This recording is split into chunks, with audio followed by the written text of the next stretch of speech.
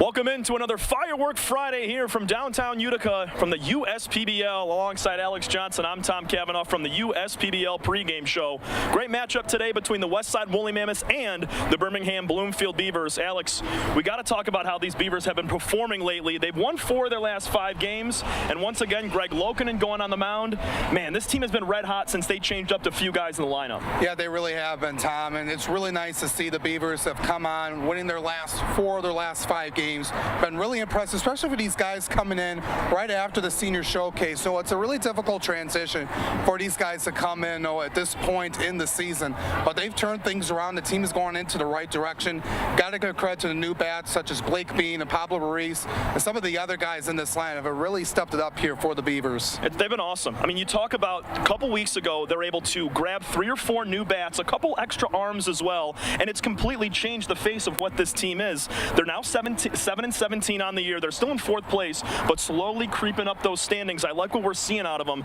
And you look at a guy like Greg Lokinen, who is going to pitch again for this team. He's 4-3 on the year. He got a win last Saturday against the Eastside Diamond Hoppers in game 1 of a doubleheader. But this crafty lefty, man, he's done everything this year for this team, and he's going out towing the slab once again today. Yeah, he's been the ace for the Beavers so far this season, and it shows why. Now, looking at his numbers, 49 strikeouts compared to 15 walks and a 3.52 ERA. He's gone the distance 3 times already this season, which shows that Coach Dombrowski puts a lot of faith in him to go deep into ball games. And looking at this team as a whole, they got off to a rocky start at the beginning of this season. Got off to a 3-15 start, but they've turned things around, and with the new changes that have come in, and it's just really nice to see if they're able to pick it up.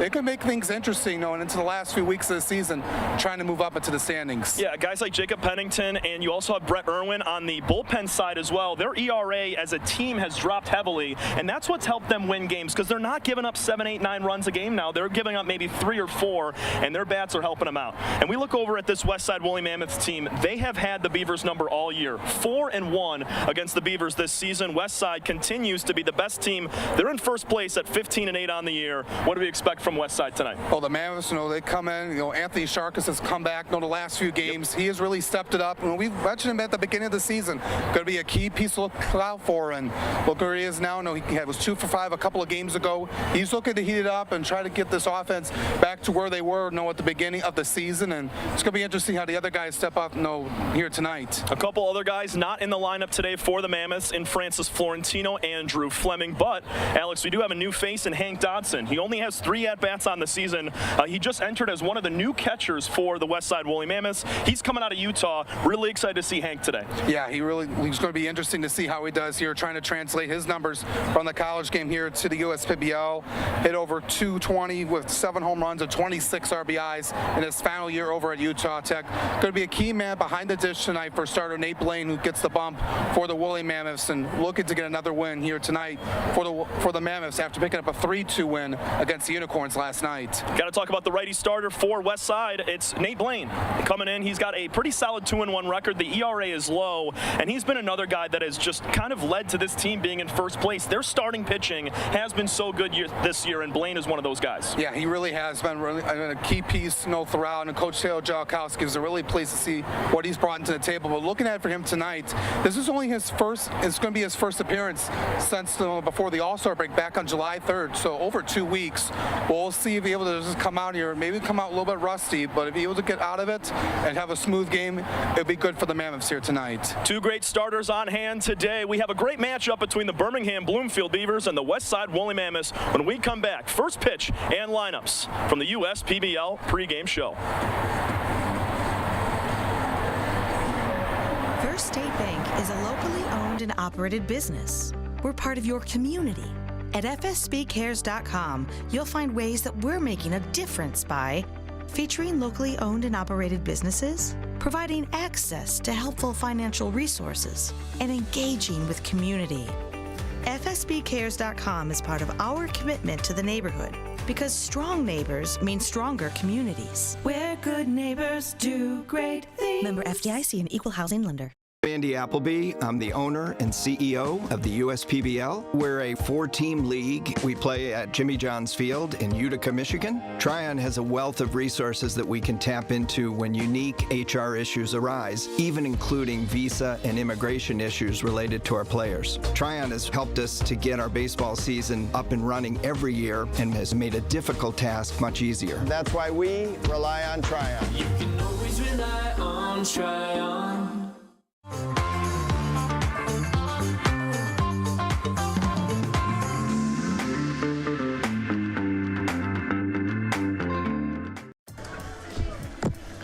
It's another beautiful Friday night here in downtown Utica at Jimmy John's Field from the USPBL. Another great matchup between the Westside Woolly Mammoths and the home squad, the Birmingham Bloomfield Beavers. Alongside Alex Johnson, I'm Tom Cavanaugh. And before we cut into all of the details between these two squads today, we will take a second to thank our sponsors that make our broadcast possible. Belfour Property Restoration, Budweiser, Corewell Health, Dave & Buster's, DTE Energy, Fifth Third Bank, Jarbcom Audio Video Solutions, Jimmy John's, Macomb Community College, McLaren Macomb, McQuaid Heating, Cooling, Plumbing, and Refrigeration, Metro Detroit Chevy Dealers, Pepsi, and United Wholesale Mortgage.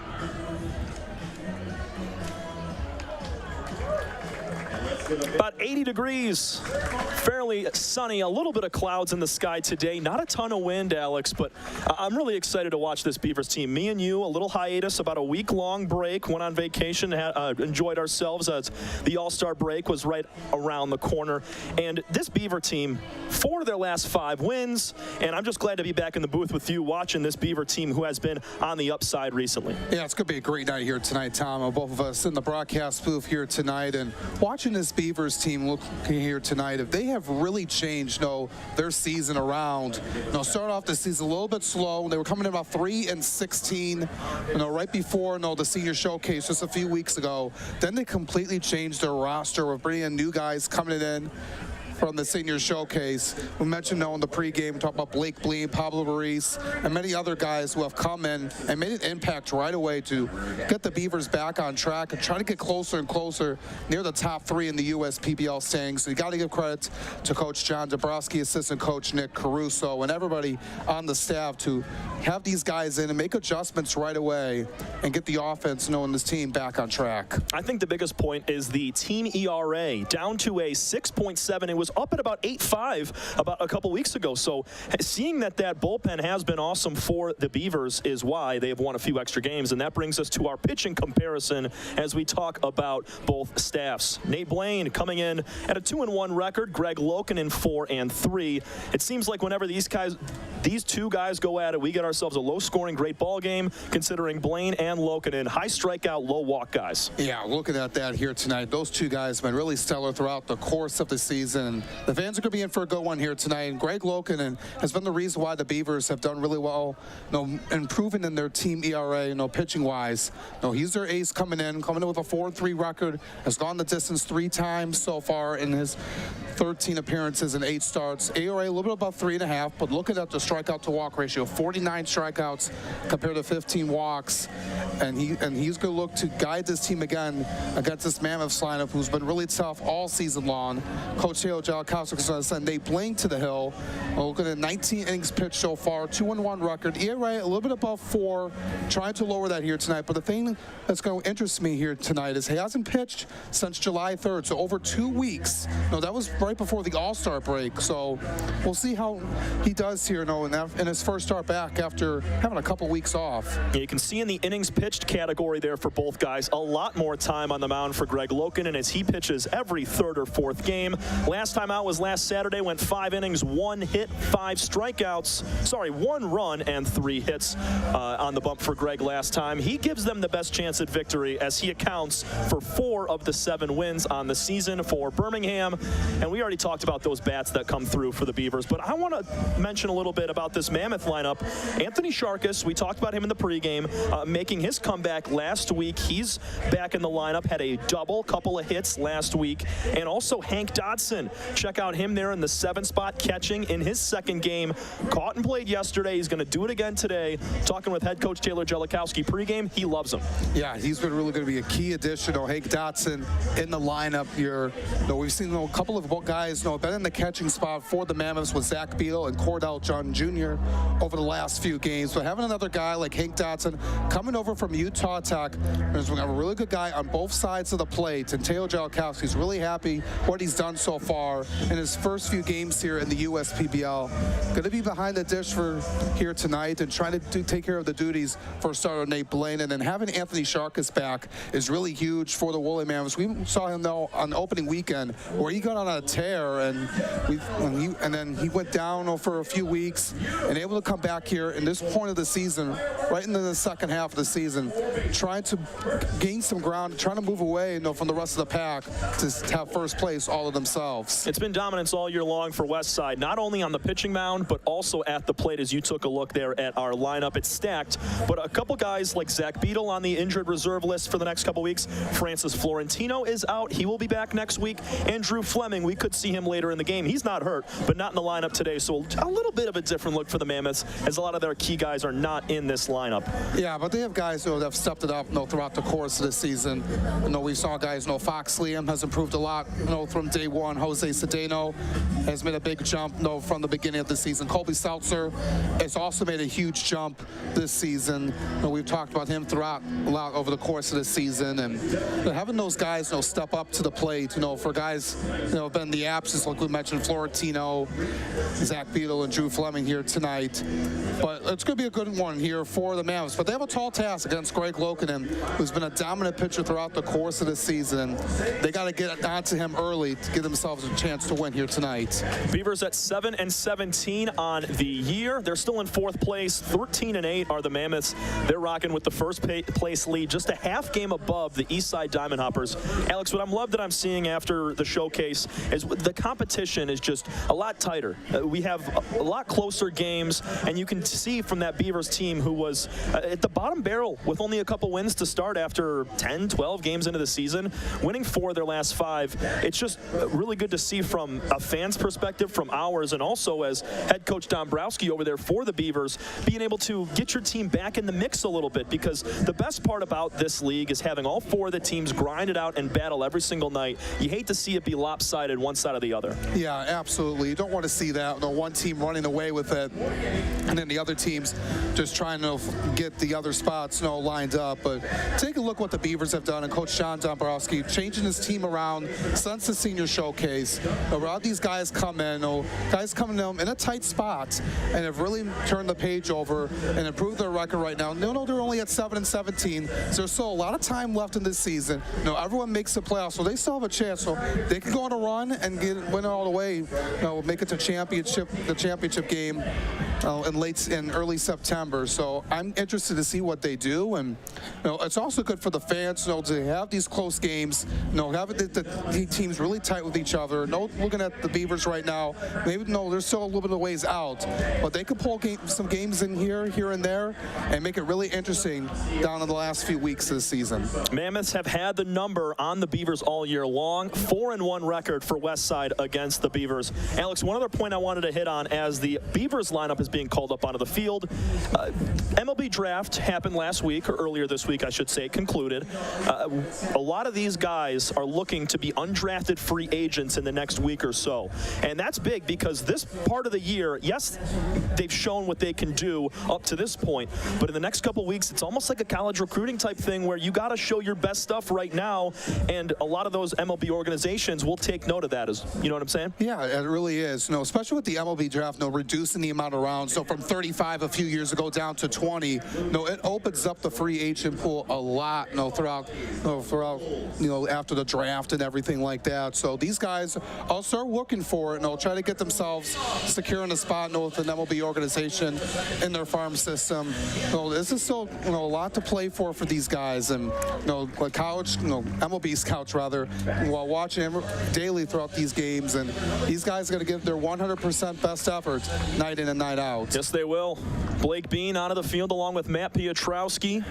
This Beaver lineup has just been surging lately, and it's because of a lot of these guys. Joe Burke, another member of the new school squad for the Beavers, along with Pablo Ruiz, Chase Rodriguez, and Blake Bean. I'm excited for tonight, Alex. We had about a week off, weren't here since the All-Star break. Got to see Christian Ortega, who's coming out in a moment, hit a bunch of bombs, 37 home runs in a course of 3 rounds. That was an awesome All-Star game day, as we featured both the Derby and the game. Zach Beadle hit himself a grand slam. Jared Weber had a 3-run shot. I'm glad we got to call that together, and now we're moving on to the second half of the year. Yeah, the All-Star game was fun with everything. The home run derby was spectacular. Christian Ortega really put on a show. All the guys have really participated and put on a show for these fans. And the All-Star game, it was a 6-0 game, but then, Team Bo Atkins able to come back and make it close. But Team Ben Wilcoxon got the win in that one, 10-6. And both teams had some games last week. The Mammoths only played 2 games. Since the All-Star break, they had a couple of games, and a couple games rained out. With the rain that happened last weekend, but they're able to get back out on the field and try to win on back-to-back nights here tonight. Greg Lokinen onto the bump. We're set for baseball on a firework Friday night. It's Faith Night at the Ballpark by CGC Water. We'll be back in a minute. First pitch when we come back. This time we ask that you please rise.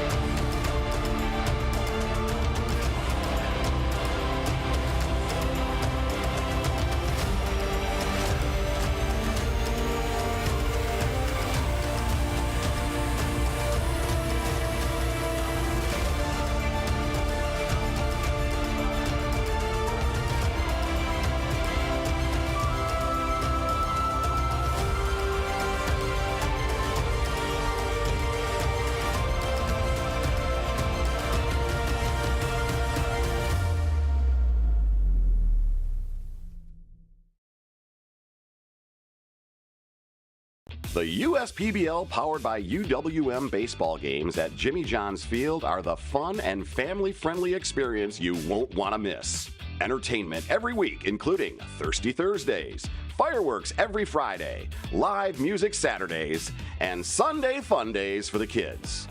Kids run the bases after every game, and parking is always free. Come see the stars of the future at Jimmy John's Field. Get your tickets today at uspbl.com. I'm Anthony Tomey, CEO of Tomey Group, and we're one of the largest Jimmy John franchisees in the country. With 50 Jimmy Johns and over 700 employees, it's a challenge to manage operations. What could possibly go wrong with owning 50 Jimmy Johns? People don't show up, equipment fail, run out of bread, no tomatoes, we need onions. Many different things can happen. Tryon allows us to really focus on the food and the operations of the restaurant. And that's why we rely on Tryon. You can always rely on Tryon.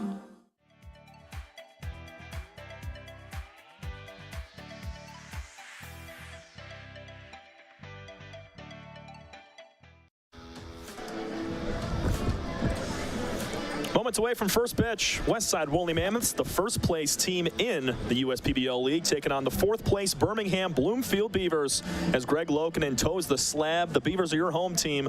Alongside Alex Johnson, I'm Tom Cavanaugh for the entire weekend. Alex, we're here Friday, Saturday, Sunday, a jam-packed weekend of action.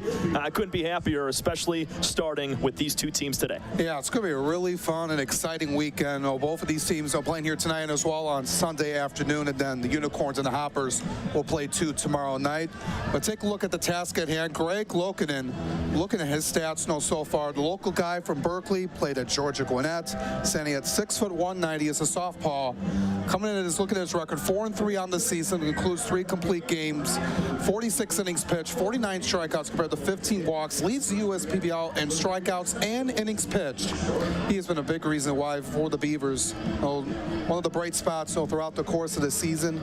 But the offense has picked it up for him, and they're getting back into the thick of things here in this point of the season, in the second week of the second half of the season. He's looking for his 50th strikeout of the year here in this first inning. What I love about Greg is that he does not mess around. He doesn't waste many pitches. He attacks hitters from both sides of the plate, and that's one reason that makes him so good. And he's also got a great defense behind him. A few weeks ago, I was on the call with Carter Lutz, and he was able to mention that the double plays for this Beaver team are the best. I mean, you talk about Matt Pietrowski and Ben Wilcoxon, they turn it better than anybody in the entire league. So when you have a lot of defense behind you, even if you do attack hitters and they put it in play, they're going to make plays. Yeah, defense is going to lead you to victories, especially with a guy like Wilcox who's been a veteran on this team, and Matt Pietrowski has come in easily, has been really good on both sides of the plate. Having that dynamic duo in the infield has been really huge, and we're going to see more of that here tonight as Jose Cedeno is going to start us off. First pitch to Cedeno is lined into center field. Back a few steps, Rodriguez makes the catch no problem. 7:05, first pitch and first swing. It's 80 degrees, 78 degrees, excuse me, and partly cloudy on a hot Friday night. Yeah, Cedeno was trying to come out hot here, being aggressive on the first pitch, but flew it out right over to Chase Rodriguez, one of the newcomers for the Beavers. We'll talk about him more later on in the broadcast, but one pitch and one out for Greg Lokinen. Here comes Anthony Sharkus, just his third game back. Played yesterday and then back on Friday. Ball one outside. Sharkus, another local guy coming over from Canton, Michigan. Spent his time over at Madonna in Livonia. Also spent time before that at Eastern Michigan. Not a lot of action for him so far this year, as he spent the first couple weeks healthy and then went on a little bit of a injury break, hitting 400. Still good stuff with 8 RBIs over his time. Swing and a miss on the 1-1 breaking ball from Loken, and he dropped that right off the table. Yeah, he's going to go to his off speed a lot throughout the course of the evening, getting him there at 80 miles an hour right at the knees. Loken, heavy fastball, going to mix the curveball, changeup, and barely the slider. Works third base side of the rubber as he goes over the head through the windup. 1-2 pitch, high and away. Yeah, I was trying to get him fastball right there in the high 80s. Shark is going to go after it with a good eye. A little bit outside the zone. 2-2 from Greg. Tap foul. Sharkus stays alive, able to hang on to that breaking pitch. Not a ton of at-bats for Sharkus against Lokinen compared to a lot of the other Mammoths that have seen him several times this year. That's got to help out, right? Seeing a guy 5 or 6 times over the course of a few games, kind of understanding what he's going to throw to you. Yeah, especially in this league, you get to see these guys, in a week or two span, so you get really familiar. Tiptoeing out of the way, Sharkus can't avoid it. He gets hit on the 2-2 in on the foot. Looks just fine, though, jogging down to first. We're going to take a look now at the three-dimensional services group defense for the Birmingham Bloomfield Beavers. Doing the catching for Greg Lokinen is Ranko Stevanovic. Christian Ortega, your home run champion of 2024 at third. Ben Wilcoxon plays short. Matt Pietrowski at second. Joe Burke at first. And your outfield from left to right is Blake Bean, Chase Rodriguez, and Pablo Ruiz. Fox Liam digs in for the first time today with a man on and a man out. Fouled back to the screen, going hacking first pitch. Yeah, what I liked from Fox Liam over the last month or so, we've seen it ever since in the past month, his average was just a little bit above 100, like at 110, 115, but he's improved it to 241 and has been really disciplined at the plate. We've talked about his high walks, being a guy that doesn't strike out forcefully, but you like what Fox Liam has improved at the plate as you see his numbers on the screen. 23 walks compared to 17 strikeouts on the year for Fox. He's got 3 homers and also 3 doubles. Fairly open stance, holds the bat still over the left shoulder. There's a strike from Lokinen on the lower outer corner. 1 ball, 2 strikes. And it's found its way, and right there, the outside part of the plate. Lokinen set that one up perfectly. Got the benefit of the call. A good setup behind home plate by Savanovic. 1-2. Breaking pitch fouled away again. Good, I guess, explanation there on why Fox Liam doesn't strike out much. Breaking ball up in the zone. He just gets a piece of it and fights it away. Yeah, just a difficult pitch to hit off of, but Liam able to get it on there to stay alive. Mammoths with the top record in the USPBL so far this season. They were the 1 seed going into the playoffs last year as well.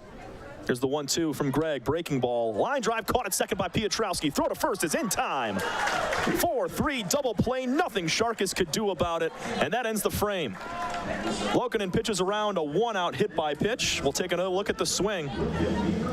It's just great work by Piotrowski. Just lined up by Liam and able to double off Sharkus to end the inning. We'll be back for the home half for the first.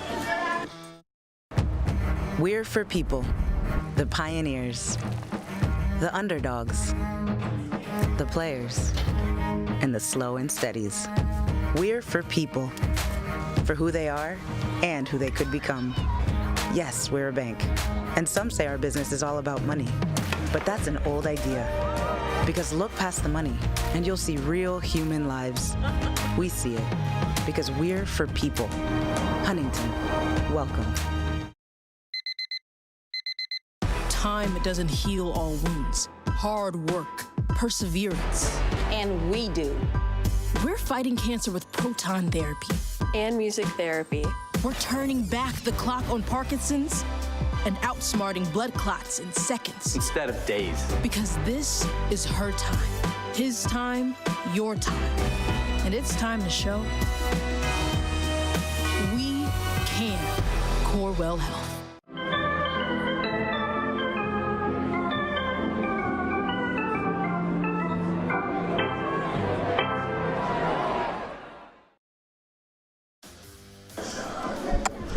Bottom half of the first and the opening inning for the Birmingham Bloomfield Beavers offense. Take a look now at their lineup, starting with Matt Piotrowski over at second base.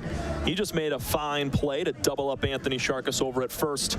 They're going to be facing Nate Blaine, the man out of Madonna, on the mound. But we'll take a look at the 7-17 Beavers. Lineup posted by head coach John Diesel Dombrowski. Matt Piotrowski plays second, leads off. Blake Bean in left field batting second.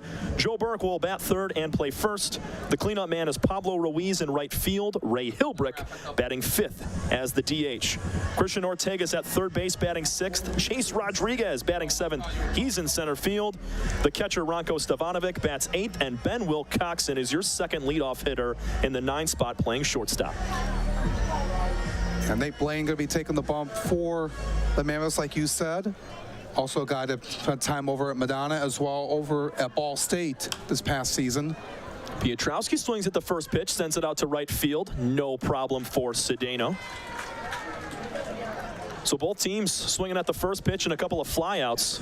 Piotrowski out on just one. And with Nate Blaine, not a ton of time on the mound, 19 innings pitched, but he has been really good in that time. I mean, he doesn't walk a lot of guys, just 8 walks, 21 strikeouts. He gets a pretty fine swing and miss, or pretty often swing and miss, and he's a simple pitcher. Fastball, four-seam fastball, slider, and a changeup. Yeah, sometimes you don't have to go fancy, get some specialty pitches, but Blaine is able to do it, with his command and with his pitches he throws, his four-seam, his slider, and changeup. Here's Blake Bean to center field. That's going to drop for a single. This kid continues to smack the ball around the field, and he's jumping on the first pitches that he sees. 91 miles an hour down and away, and then takes the next pitch even lower into center. Here's the defensive lineup. The three-dimensional services group defense for the Westside Woolly Mammoths. Hank Dodson, the new man in his second game in the USPBL behind the dish. Cordell Dunn Jr. at third. Colby Seltzer at shortstop. Dre Williams-Nelson plays second. Fox Liam over at first. And your outfield is Malik Bolin in left. Nick Pastor in center. And Jose Cedeno, who just made a grab, out in right. Yeah, going back to Blake Bean, he has done really well, coming in with a 357 average in his 8 games so far with the Beavers in the USPBL's really come in. High drive, left center field, off the bat of Joe Burke, going back as Pastor to the warning track. He makes the catch on his heels and hurls it in. 2 gone, with the runner being at first. Yeah, Joe Burke, a returning player. He was on the hopper for a couple of seasons, and he had the most home runs in the regular season last year with 8. So he does have that power. Right near that left field wall. Good run by Pastor to make the catch. It was funny, Burke actually went deep in his first game back this year after that showcase. Quick pick over to first towards Bean, has him back dirty.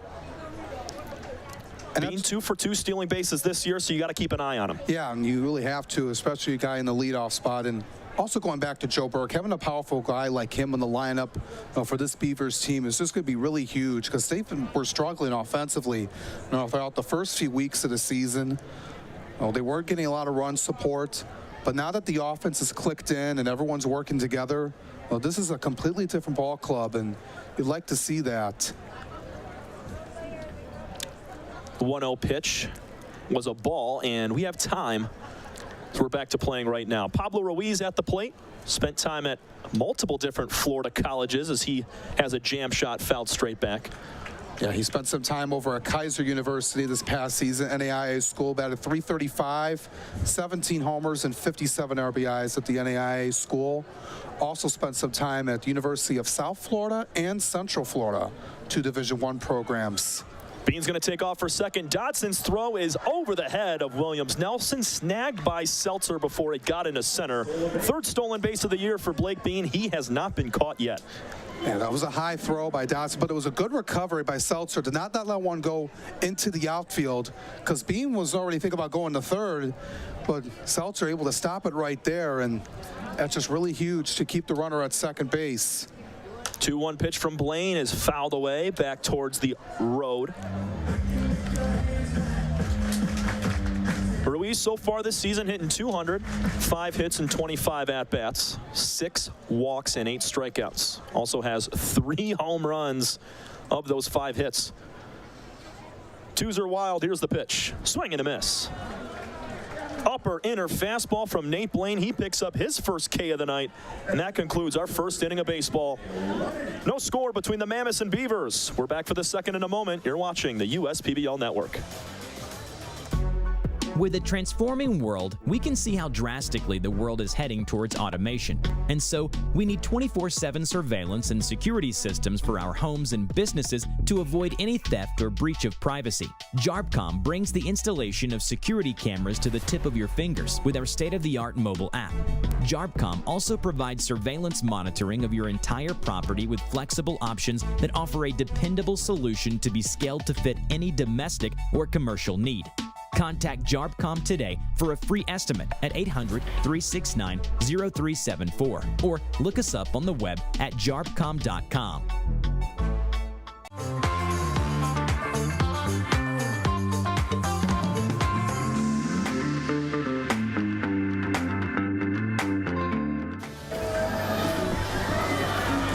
Perfect day at the ballpark. Friday night fireworks, Faith Night, presented by CGC Water. Alongside Alex Johnson, I'm Tom Cavanaugh. All weekend long, we start with the Westside Woolly Mammoths and the Birmingham Bloomfield Beavers tonight. No score after 1. Greg Lokinen back on the bump, and he hit Anthony Sharkus, but quickly got out of it with a line drive double play by Fox Liam. Yeah, that was just really crucial for Greg Lokinen to get out of that inning. And it was just great work by Matt Piotrowski to double up Anthony Sharkus. It was just a line drive hit. It was good off the bat of Fox Liam, but just went right at him. And Sharkus was a little bit too far off of the base to get back, and that's why he got doubled up. And we'll see what Lokinen does here in this second inning of work. He'll face Bolin, Pastor, and Seltzer. And Bolin will know the former Beaver, and both guys were former teammates. They'll be faced off against each other here to start off. Inning number 2 of play here tonight, and it's the 4, 5, 6 batters due up for the Mammoths, starting with, as you just mentioned, former Beaver Malik Bolin. Bolin was acquired by the Mammoths as the Beavers had to pick up a few extra players, and Bolin, staying in the league, of course, he was going to move over to the Mammoths, who needed another outfielder. Yeah, looking at his numbers right now, ever since changing uniforms, just 3 of 22, ever since putting on the blue and gray, and He's going to look to try to get back on track here. If he can do what Fox Liam did and try to improve those numbers, he's another key piece, that was really close with the Beavers last season as well. He had 7 homers and 24 RBIs with the Beavers last year, and look to try to have a similar run here in this home stretch of the season, because he's going to be another important bat for the Mammoths come playoff time. And fouls the first pitch away. Bolin hit 109 with just 5 hits and 46 at-bats for the Beavers. He's now 136 for the Mammoth squad. Third base side of the rubber. Lokinen gets another foul ball straight back to the screen, 0-2. And he's very familiar with what Lokinen's going to throw, but what's interesting about it is now facing off against him.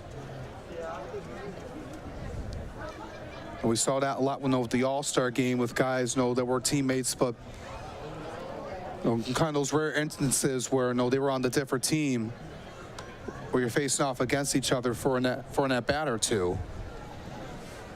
Yeah, that was awesome. Especially we got to see the Kreisen brothers go at it. Ben Kreisen versus his brother Ethan. They are on the same team with the Utica Unicorns, but Ben got the best of him on the mound with a strikeout swinging. 0-2 pitch to Bolin, high and away. Bolin's trying to win this battle here. He's down the count, 1-2. Malik 6'4", 220 out of University of Mary Hardin Baylor. It's out in Belton, Texas. He pulls one on the ground to third base. Ortega got to shoot the glove down quickly. Long throw to first base is in time. Leadoff ground out by Malik Bolin. Nice play from Ortega to make that quick glove down. It almost snuck underneath. Yeah, there's really good work by Ortega. Didn't rush it here. It just took a couple of hops over into his glove. Make sure he got it before he threw it over to Burke. It was a long throw, but able to get him out in time for the ground out. That's just good work by Ortega. And we talked to him being the home run derby champion, but he's been a guy that has been really well over at third base. Nick Pastor takes strike one on the inside corner. Pastor's third on the team in average with 314. 1 homer and 12 RBIs for the man out of New York. Next pitch from Lokinen, skipped in the other batter's box behind Stevanovic. 1 ball, 1 strike with 1 out here in the top of the second inning. Pastor spent some time at the State University of New York Brockport Division III school. These guys come from all over the place here in the USPBL, and it was really good to see, especially these guys coming in. Pastor with some solid power. He's got gap power, can hit the ball out. Has 1 on the year. He was in the leadoff spot when he did that a month ago. 1-2 pitch, high and in. Nice snag from Ronco. Yeah, Stevanovic able to read that perfectly. With the bases clear, you don't have to worry about that one going over your head, but just want to stay in control if you're Loken and get in command here. Here's the 2-2. Inside, nearly hits Pastor. He stands his ground and takes ball 3. Good battle back here from Nick Pastor. He's a guy that kind of hits all over the lineup. We've seen him in the 1 spot, 2 spot, now batting 5th today. Here's the full count with 1 out. Breaking pitch inside, misses for ball 4, and it's a hit by pitch and a walk each in the first 2 innings here for Lokinen. A couple of free passes we don't usually see from him. Yeah, no, he was trying to get him on the off speed at 75 and the inside part of the plate. Didn't get there, didn't get the call from the ump. It was a little bit too in. And that's why he gets himself a free pass for Pastor. And you mentioned, he's been all over the place in the lineup, and some guys have done that too. You got to be able to do well in any spot in the lineup. It doesn't matter if you're in the leadoff spot or the number 9 hitter or in the middle of the lineup. You got to be able to do well in all aspects. We've seen many guys, throughout the course of the lineup, especially on the Mammoths. We saw Alex Garbasic in the leadoff spot. Now Jose Cedeno, who was down in the 9 spot a few weeks ago. Pastor takes off for second. Throwdown is not in time. Sneaking the hand in there with the stolen base is Nick Pastor. That's his 8th of the year. That ties the lead with Dre Williams-Nelson. Yeah, able to go and a little bit of a decent jump. Stevanovic did throw a high throw to Piotrowski. Was unable to get the tag in time. That's why he's able to get there safely. Takes a double play ball out of the equation. So 2-0 pitch to Seltzer's lined into center field. Coming in hard and going to let it drop is Rodriguez. Holding up at third base will be Pastor. It's a 1-out single from Colby Seltzer to put runners at the corners here in the second. Yeah, I kind of like the idea by Rodriguez. You know, you're trying to make the heroic diving catch, but if you misplay it, that ball goes behind you. Pastor would have scored easily, and Seltzer would know his speed. It could be a double, maybe even a triple. But Alex, the fact that he made a chance at that and made it look like he might dive for it is why Pastor held up at third. If Pastor knows that that ball's dropping in front of the center fielder Rodriguez, he is scoring 100% of the time, considering that ball got down fairly deep out in center. But nice job from Rodriguez to kind of fake out that he was going to make that play to keep the runner on the bases. Yeah, you got to be able to keep aware of that. And Rodriguez, want to be able to make the smart play. I know you want to be able to do the heroic play, obviously, but letting one drop in front of you, getting up a base hit, having runners on the corners instead of having a run on the board for the Mammoths, is a better thing right now. Hank Dodson, first time we see him today. He hit yesterday 0 for 1 with a couple of walks. 0-2 pitch to him. Check swing, tapper to second base. Piotrowski will field. Toss to first. First RBI of the year for Hank Dodson comes on a ground out to second, scoring Nick Pastor, and it's 1-0 Mammoths in the second inning. Yeah, Dodson did his job. He hit that ball kind of softly over to Piotrowski. He was unable to turn two that time, as you can see on our replay here. Right there at 79 miles an hour off speed. It was like a half swing. It just rolled very slowly over to Piotrowski. You only had one play to get the for sure out at first base. And hey, they don't ask how, they ask how many. And that's one now for Hank Dodson as he has that little tapper to second, driving in the run. Cordell Dunn Jr., 8th batter of this lineup. He's the 5th to hit in this frame. Chokes up on the bat just a tad with that closed stance, wagging the bat. 0-1 pitch to him, cut and a miss, make it 0-2.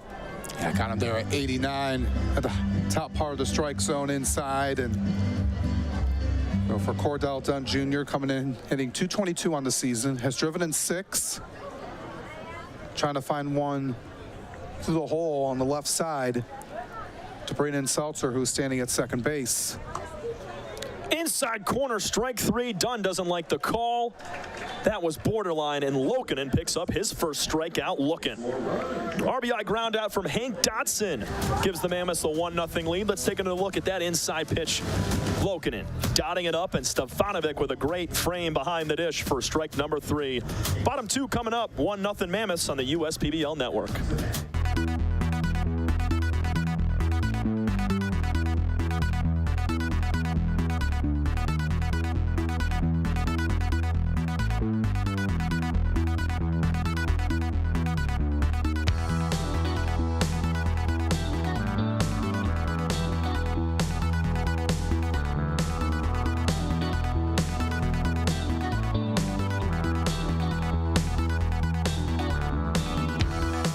We're the financial champion of Michiganders. Whether you're a goal-getter or dream chaser, an empty nester, or up-and-comer, anyone in Michigan can bank with us. Michigan Schools and Government Credit Union.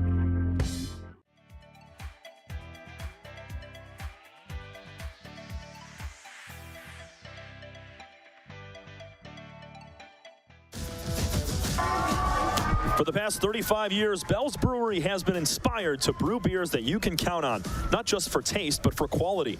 From Two Hearted Ale to Oberon to new classics, official hazy IPA or the easy drink in Golden Ale, and Bell's has brewed inspired beers since 1985. Bell's Brewery in Comstock, Michigan. Please drink responsibly.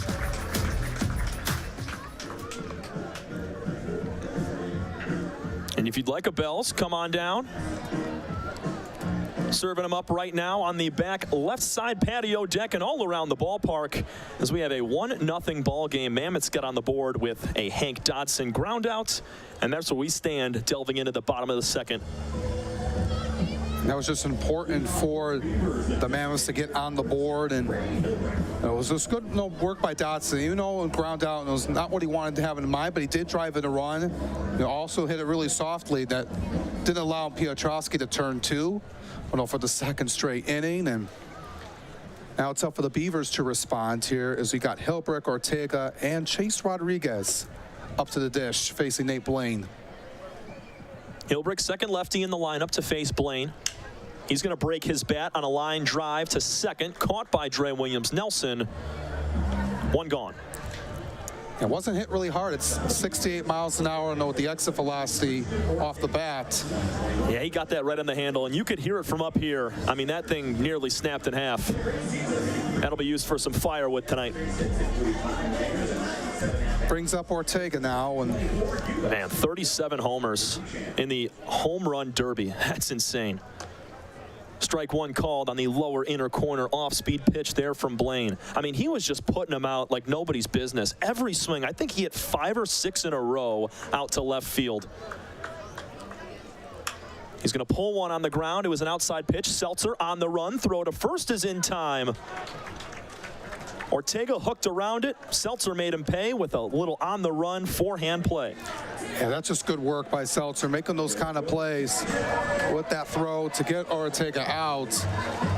Able to charge it with the backhand right on the money to Liam. And you mentioned Ortega just putting on a clinic on the home run derby night, and with 37 out of the park. He was just on a groove, especially in that second round where he had 10 home runs halfway through that round. And he's going to look to bring some energy to this Beavers team to continue this good stretch they've been on, winning 4 of their last 5, as Chase Rodriguez, one of the newcomers from the senior showcase, is up the plate. Strike called, lower outer corner, evens the count up 1-1. Yeah, Ortega beat out Matt Garrick in the finals of the home run derby. High chopper up the middle. Tough play for Dre Williams-Nelson. Across his body to first. He got him. What a play from Dre for out number 3, and that concludes 2 innings of work. One more time. Just phenomenal work by Williams-Nelson on a high chopper.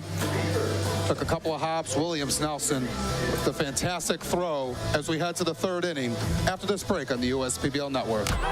The Dave & Buster's method is designed to help you unlearn adulthood and reset our life around zapping stuff and cheering for stuff with your friends. Begin the method today with 5 free games. You know you want to. Fifth Third Extra Time helps you do you better. So kick back and relax. You have extra time to avoid overdraft fees. Fifth Third Extra Time. This is banking a Fifth Third better.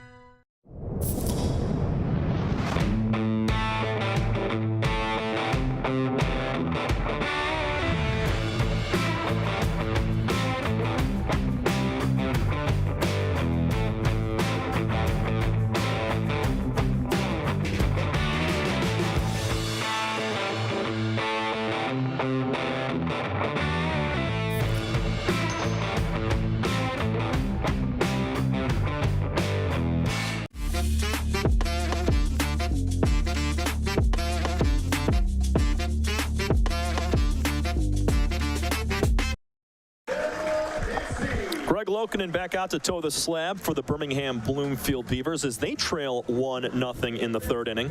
Alongside Alex Johnson, I'm Tom Cavanaugh, going to be with you all weekend long, Friday, Saturday for the doubleheader, and then back on Sunday at 1 o'clock. Heck of a day to be at the ballpark Friday night. Clear skies. And about 78 degrees, 80 degrees. Can't ask for better weather as the sun is setting over the left field line. Yeah, it's just a great night for baseball. Fans are enjoying themselves here tonight. 78 miles an hour. The humidity very low at 50%. And then the wind, snow, very calm at 3 miles an hour to the southeast. Just gorgeous weather here tonight, compared to what fans experienced last weekend with all the rain. And it was just not good, with all the rain that's been happening. They got the games in, Friday and Saturday at least. There were a couple of games, the non-public games that were rained out. So, former draft pick in the 14th round back in 2018 by the Dodgers, Dre Williams-Nelson taps the pitch foul to make it 1-1. Dre has been another guy for this Mammoth team that has kind of hit all around the lineup, has been in the 2 spot, has led off actually once or twice, and is now the 2nd leadoff batter, batting 9th and facing Lokenin once again. This is a very common matchup between these two. Breaking ball sent out to center field. Back goes Rodriguez. He's still going back and to make the catch. Jogging onto the warning track. Williams hit it hard, but Rodriguez tracks it down for out number 1. Yeah, just dragged that one out a long way, 347 feet. Hit it off the bat at 96 on that breaking ball off of Loken at 76 miles an hour. Good run by Rodriguez to backtrack for it, to make the catch all the way in the left center field gap for a long out number 1. Really talented out there in center field. We've seen him make some great plays along with all the other center fielders that command the outfield around this league. Guys like Pastor, Zeb Roos. Cedeno back up for his second at-bat. Just saw 1 pitch his first time to open up the game. Lined out to Rodriguez in center. Make it 2 balls, no strikes as that slider misses away. Yeah, be more patient here is Cedeno. Oh, he did flow out to center to start off the game on pitch number 1. The lineup want to be able to make some adjustments, and he would only got 1 off of Lokenen right now, but that all started with a walk to Nick Pastor with 1 out in the second. Lokenen also with a hit by pitch in the first, so he's allowed a free pass in each of the first 2 frames. 3-0 pitch, splits the plate, trying to work back now. Yeah, trying to get here. Can't allow another one here. Beavers only averaging 3 runs a ball game, but that's up from what they were a few weeks ago, sitting about 1.7, 2 runs a game. And even though they're not scoring a ton in their victories over the last 4 of 5 games that they've won, the pitching has been awesome. The ERA, the team ERA, is down 2 full points, which has really led to their success. And especially you got to have, if you're trying to make a run and try to get near the top of the standings, and it all starts with your pitching, from your starters to your relievers. Having guys, from top to bottom, working it out, trying to limit the damage, on the opposing offenses.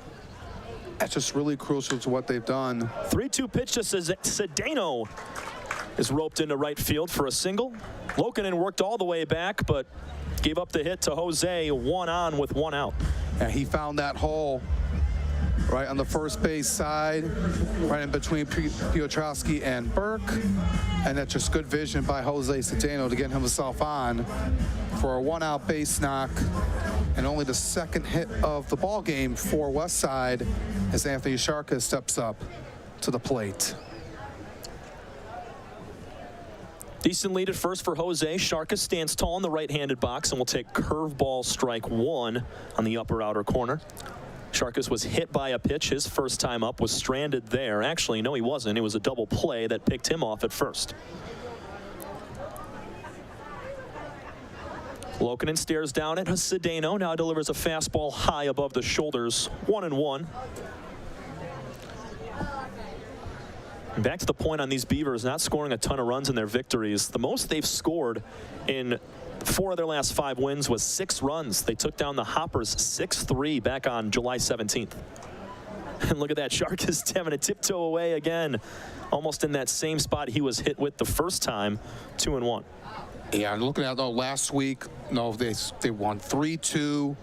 Again, they won 3-2 in the first game against the Hoppers, lost 2-1 in the second game, and they got a 2-0 victory in that Thursday night game against the Unicorns.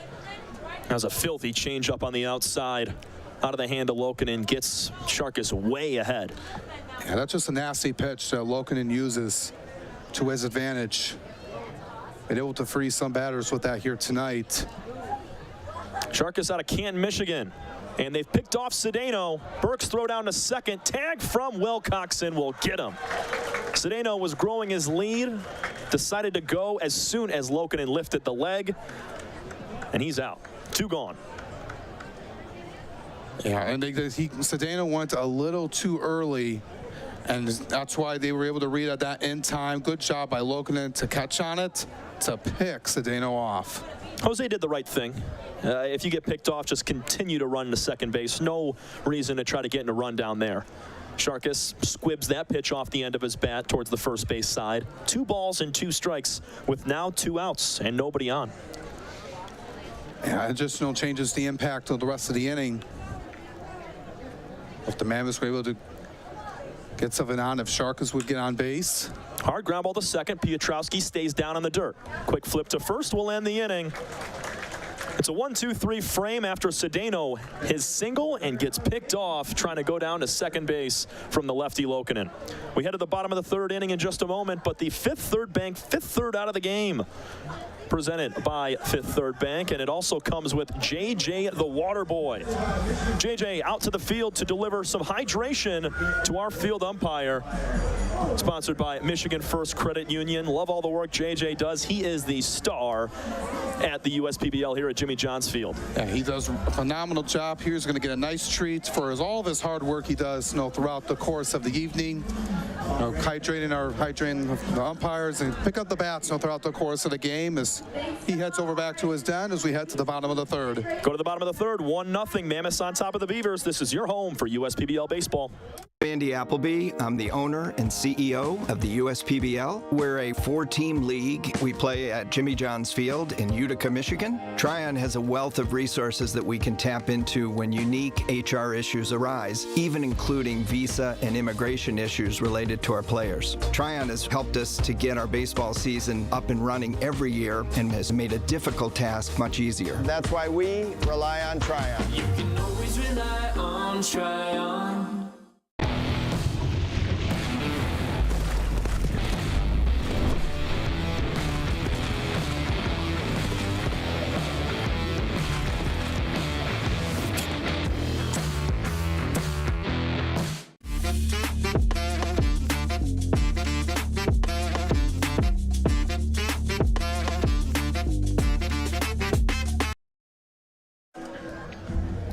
Nate Blaine back on the bump for the Westside Woolly Mammoths.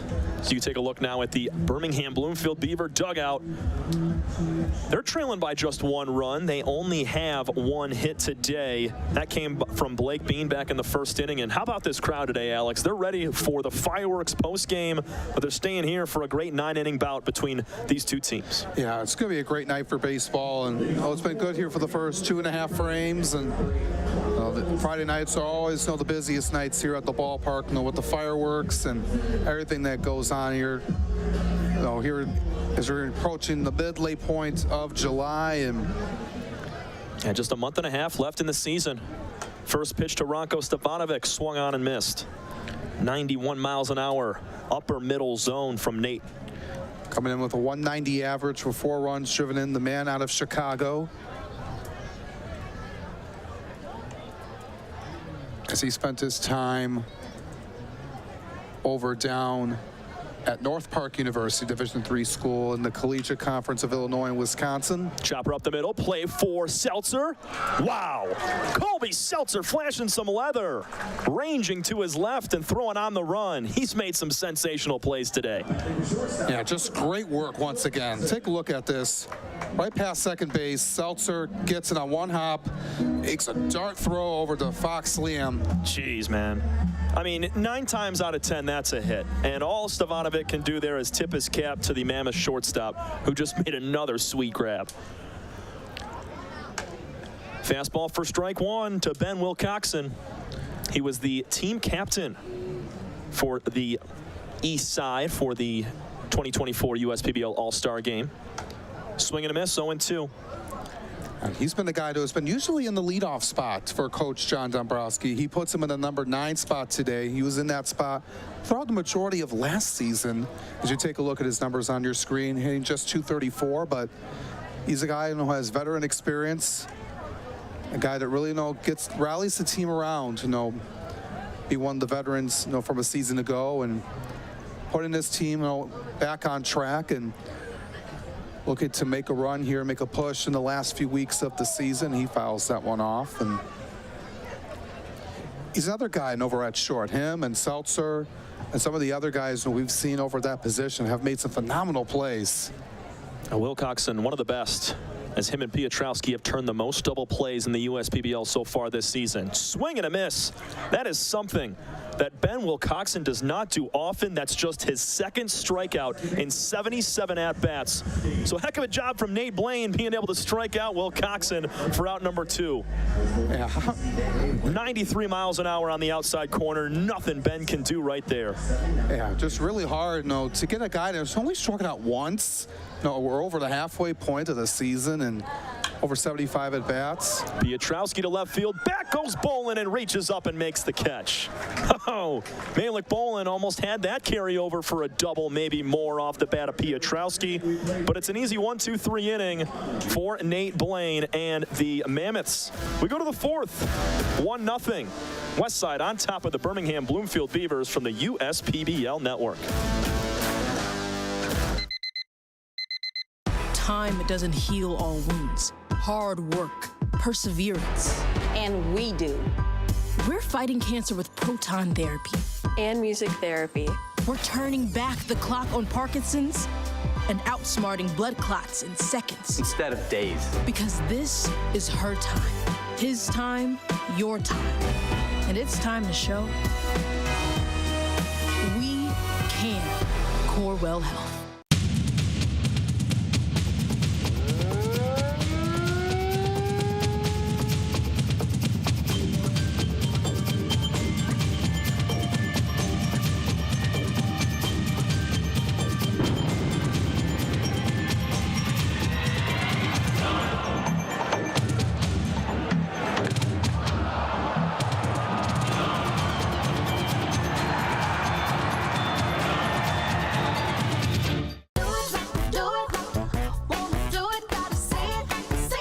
Perfect match. It's what so many of us are looking for. When it comes to getting a mortgage, how can you find the one that's perfect for you? Start at mortgagematchup.com. Because the only way to get a mortgage that's easier and more affordable is to find a local home loan expert first. Go to mortgagematchup.com today.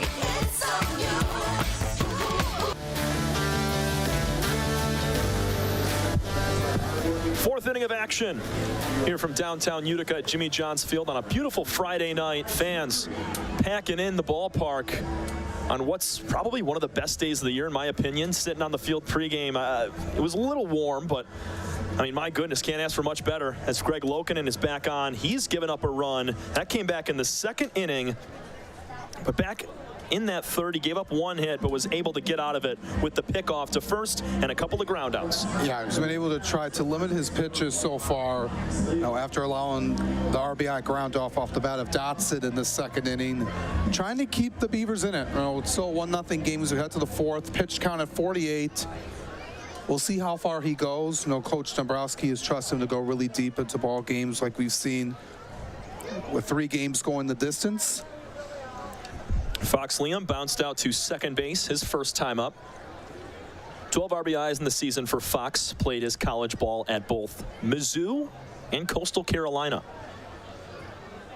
Over the head goes Lokinen on the 0-1. Ground ball to second again. Pietrowski. Easy play, flips to first. 1 up, 1 down in the fourth. A second 4-3 ground out on back-to-back plays. So Sharkus ended it with a ground out to Pietrowski in the third as Liam was just stretching that one out, rolled over to Pietrowski for the routine play. And it looked like Fox was fooled a little bit as that pitch swung out off the plate outside, and he kind of had to hook around it and just get a piece. Malik Bolin skies one in the air. Short right field, coming over and making the catch is Pablo Ruiz. Didn't look like anybody had a real chance at it at first, and Pablo comes out of nowhere, screams onto the ball and makes a catch. Yeah, he was standing all the way back. He had to go a really good way to get to it, calling off Burke and Pietrowski. Oh, we didn't see a sign for it, but they knew in the area he was right there near foul ground to make that play. That could have been that could have dropped in for a single for Bolin, but that's just good read by Ruiz to catch on it and make the play. Nick Pastor accounts for the only run of the day. Breaking pitch swung on and missed down in the dirt. Pastor walked, stole second, and scored on the ground out from Hank Dodson. 0-1 off speed, catches the corner. No balls and 2 strikes. To the center fielder for the Mammoths. Has controlled that position pretty much all year long. Takes one low and away. Sun beginning to cast some shadows onto the field. A few of the light poles with strong lines across shallow left and center field. And approaching home plate as well. Strike 3 called on the outside corner. Caught looking as Pastor. Another strikeout for Lokinen. That's 2. And a quick inning for the lefty out of Bloomfield. Great work. Looking at that. 88 miles per hour. 7-pitch inning for Lokinen as we head to the bottom of the 4th here on the USPBL Network.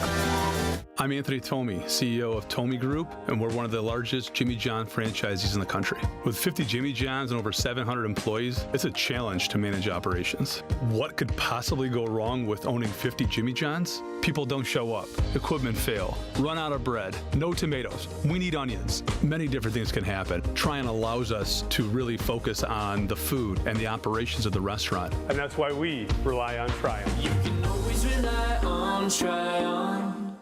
Everyone has something that motivates them to do better. And for me, that's my daughter Shelby. I named Shelby Construction Services after her as a reminder to always run the company in a way that would make her proud. Our goal isn't just to get the job done, but to get it done right. And that means making sure every customer has a 5-star experience. I think how a company treats you is just as important as the finished product. My daughter wouldn't have it any other way. Call 833-6-SHELBY. That's 833-6-SHELBY.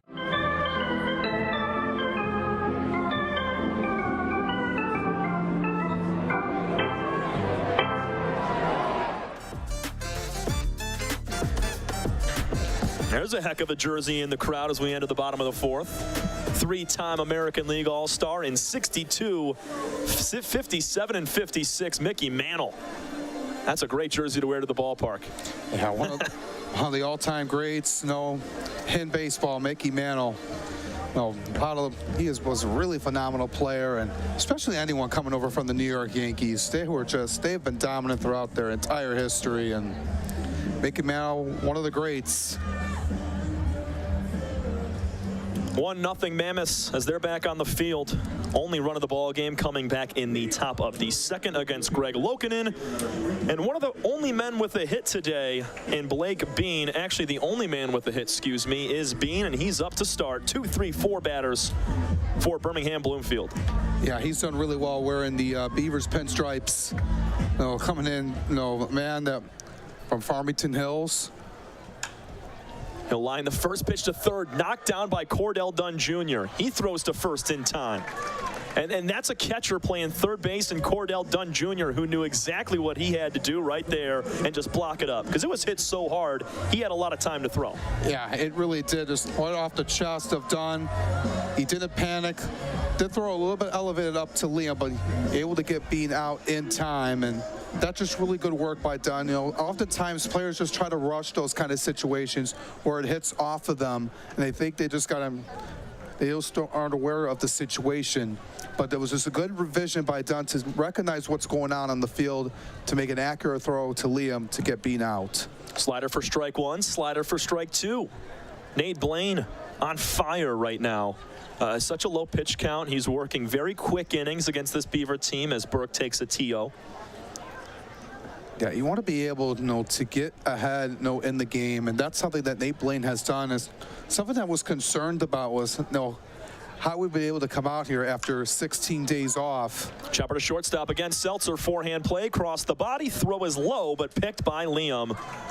3 putouts now for Colby Seltzer at shortstop, and it's 2 away quickly for Nate Blaine and the Mammoths. 94 miles an hour on that last pitch. Yeah, that's just some really good stuff by Blaine. And look at that throw by Seltzer.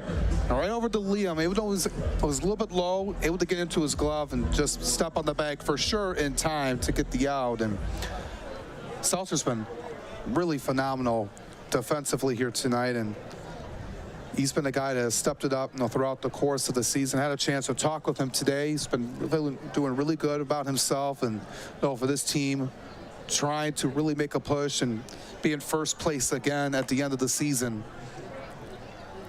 Quickly, 2 balls and no strikes to Pablo Ruiz. He struck out swinging to end the first inning. This is pitch number 30 for Blaine. He's in the 4th. Foul back. And that's really impressive stuff. If you're usually 10 pitches an inning is incredible, but if you're in the 4th inning with 2 outs towards the end and you're only at 30 pitches, I mean, you're working efficiently. Yeah, that is just unheard of. He's getting guys out really quickly. No, we haven't seen many lengthy, at-bats, from any team so far. Maybe seen a couple, on the Mammoth side up to the plate. 3-1 pitch off the plate outside. It's a 2-out walk to Ruiz, and the Beavers have their second base runner. Also, first walk of the day for Nate Blaine on the mound. He's a guy that did not walk many coming into the contest. 21 strikeouts compared to just 8 walks in 19 innings. He's had some good numbers. I'm just happy, he's able to get back out. Like I was saying, 16 days off is a lot, for a pitcher. Having some real-time action and trying to get all that. Something that pitchers are really concerned about is getting all that rust out and coming out a little bit slow. But not for Nate Blaine here tonight. That has been really huge. Something when looking at coming into the game tonight, and he has done his job so far. And doesn't want these Beavers to string together a few hits. We know they can do it. Middle of the order, up at the plate with Ray Hilbrick and then Christian Ortega to follow if they can get to him. There's the 1-1, fouled back. Hilbrick spent 4 total years at Purdue Northwest. He's a 24-year-old out of Schurerville, Indiana. Hope I'm saying that one correctly.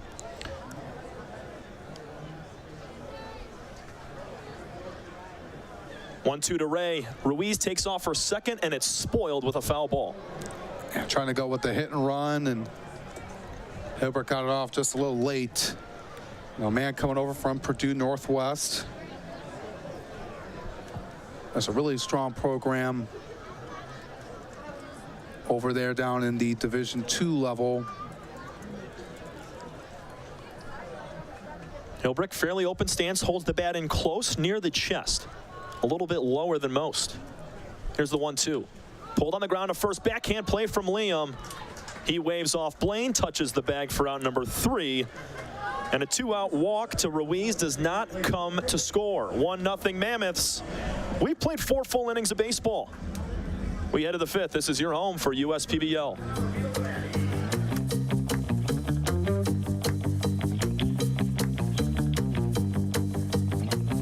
First State Bank is a locally owned and operated business. We're part of your community.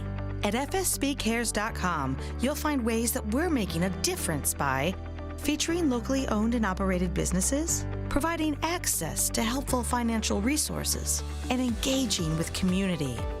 fsbcares.com is part of our commitment to the neighborhood because strong neighbors mean stronger communities. Where good neighbors do great things. Member FDIC, an equal housing lender. The Dave & Buster's method is designed to help you unlearn adulthood and discover the funner you hidden within you.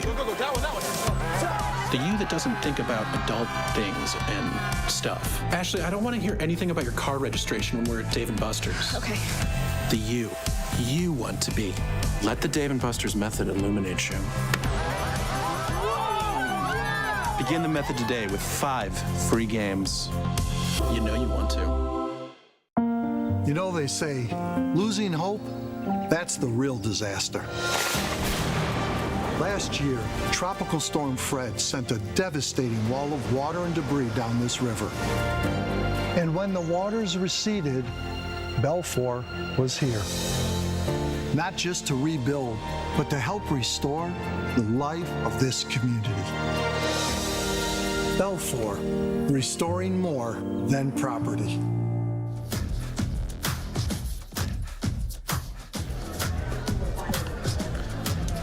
Sunbathing the Jimmy John's field as we have still a few shadows cast down in that foul ground area.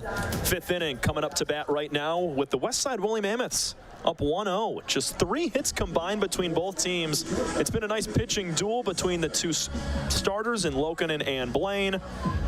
Mammoths looking to open it up here, starting with Colby Seltzer. Yeah, looking to see what Seltzer can do. He's made some really key plays, phenomenal plays over at short. Does have a single to his name here tonight. Seltzer's single set up Pastor at third base to be driven in with a ground out from Dotson, who bats next. Seltzer rests the bat on the right shoulder before picking it up and takes ball one outside. 1-1 from Lokinen. He's approaching 60 pitches. Pretty average for his outing. Usually is a little lower considering how efficient he works on a normal basis.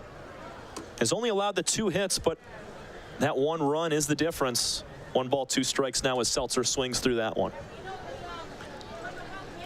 And we'll see if Seltzer can add some more runs here to the Mammoths lead right now. Only up 1-0. Only 2 hits in the ball game. Lokinen again, the classic over the head check swing from Seltzer. He definitely went around and they call him out. Strikeout number 3 for Greg Lokinen, and it's out number 1 in the 5th. Yeah, he went a little bit too far on that one for Seltzer. Was way off the plate at 87. Tried to hold up. No chance there with our first base umpire down there on the line. Here's Dotson 0 for 1 with a ground out. Picked up his very first RBI of this season. This guy's one out of play on the first pitch, 0-1. And that's 3 punch outs for Lokinen here tonight. And for Dotson at the plate, feels pretty good for him to get that RBI. Still looking for his first hit. Got a couple of walks to his name. Has scored once as well in his very little time here. Takes the 0-1 outside.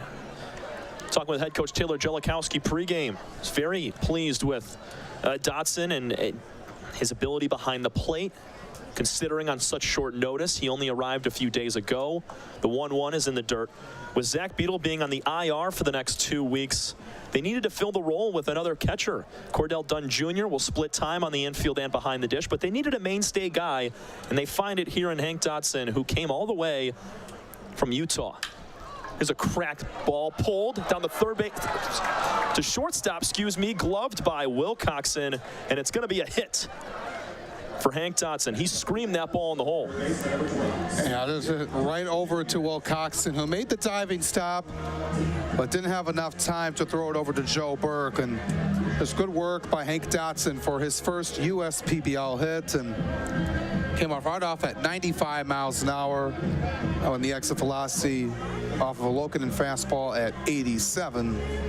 Just the 3rd hit of the day for the Mammoths. That'll bring up Cordell Dunn Jr. Dotson got the call from the Mammoths when he was in San Diego enjoying a Padres game. Went down to Utah, cleaned out his apartment, and then drove all the way back to Michigan to be here yesterday to compete in the USPBL. Just an absolute grinder, traveling all those miles to get here to show his stuff. 0-1 to Dunn is high.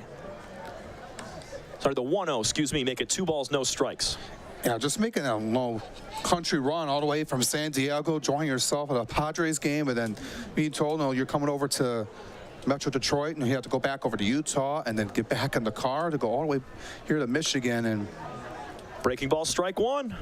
Battling back is Greg Lokinen. Only a few times today he's fallen behind hitters, but he's worked all the way back almost every time. He's got 1 walk and 1 hit by pitch with 3 hits allowed. Is the 2-1 to Dunn. Big wave and a miss. That pitch dropped right off the table, down and in. And he was trying to hack that one, but Dunn just missed it off there at 77. Got him there with that breaking ball. Greg Lokinen will try to go back to it now with the count even at 2.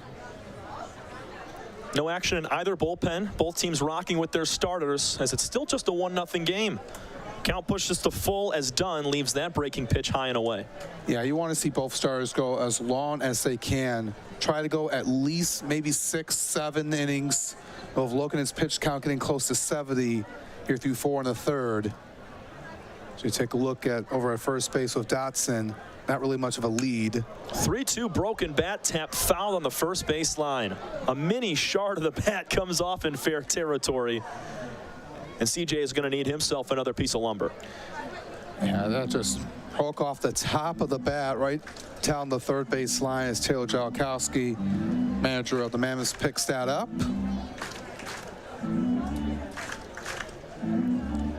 Add that to the fireplace, along with the bat earlier.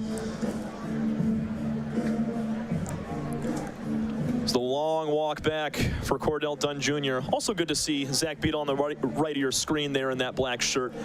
He's still involved in the ball game, being the first base coach here, even though he's on a 2-week IR. And good able to see him, supporting the team, over acting as a coach here today. Justin Carnes also here tonight as well, as he helps out over the pitchers throughout, not just with the Mavs, but he's done out his job throughout the entire league. 3-2 pitch to Dunn is low for ball 4. So after a strikeout to start the inning, Dodson singles, and Cordell Dunn Jr. works himself a 7-pitch walk to put 2 on. First time either team has put 2 runners on. Yeah, that is just really crucial that we haven't seen much of here tonight, and having 2 on, and we're already in the 5th inning. It's now up to Dre Williams-Nelson. Dre lined one out to deep center field his first time up. Didn't waste any time going after the second pitch that he saw. He now takes the first pitch and taps it foul just past his head coach down the third base coach's box. 0-1. Coming in with a .231 average, the man out of Houston, Texas. Was a player of the week, a couple times at the beginning of the season. Trying to get back to where he was. Lokkonen trying to pitch around a few base runners. He might get it here. Sky high pop up on the infield. It's going to be an infield fly caught by Burke. 2 gone. Clutch out for Lokkonen and the Beavers to try to keep this a 1-run game. As we take a look at the replay, that one just skied way up in the air. Burke able to read that easily right into the sun to make the catch. Still has a chance, though, as he turns over to the top of the order for Jose Cedeno. Want to be able to cash in with that top part of the lineup due up, and you got Sharkus right behind him, then Liam. So you want to keep the train moving. You would like to get a run here if you're Cedeno. Even if you get a walk or something, you have Sharkus up in a bases loaded situation. Lokkonen does not want to do that. 1 for 2 day for Jose. He's got Dotson at second base, who's got some speed at 6 foot 200, runs well. Lokkonen kicks and fires off the plate, not by much. 2-0.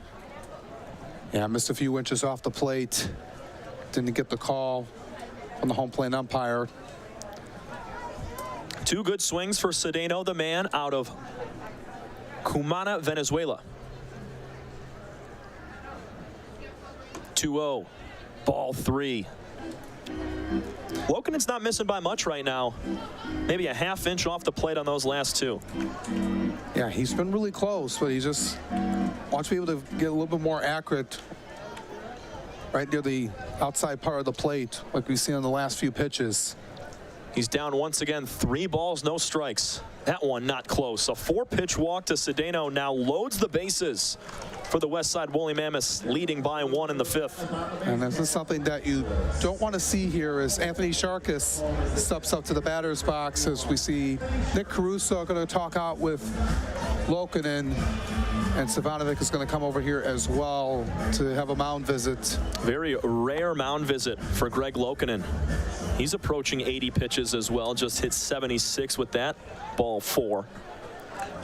Looking at the bases loaded situation here for the Mammoths, coming into this season here tonight, 6 of 27. That's a .222 average with the bases loaded. Sharkus will get his second at-bat of the season with the bags full. Sharkus was 0 for 3 last night. Last Friday, he was 2 for 4 with a double. He now steps in a big spot. Midpoint in our ball game. And just 1 run separating these 2 teams. Bases juiced. Dodson's at third. Cordell Dunn Jr. down there at second. And Cedeno, who just walked, at first. Sharkus takes a breaking pitch inside at the feet, 1-0.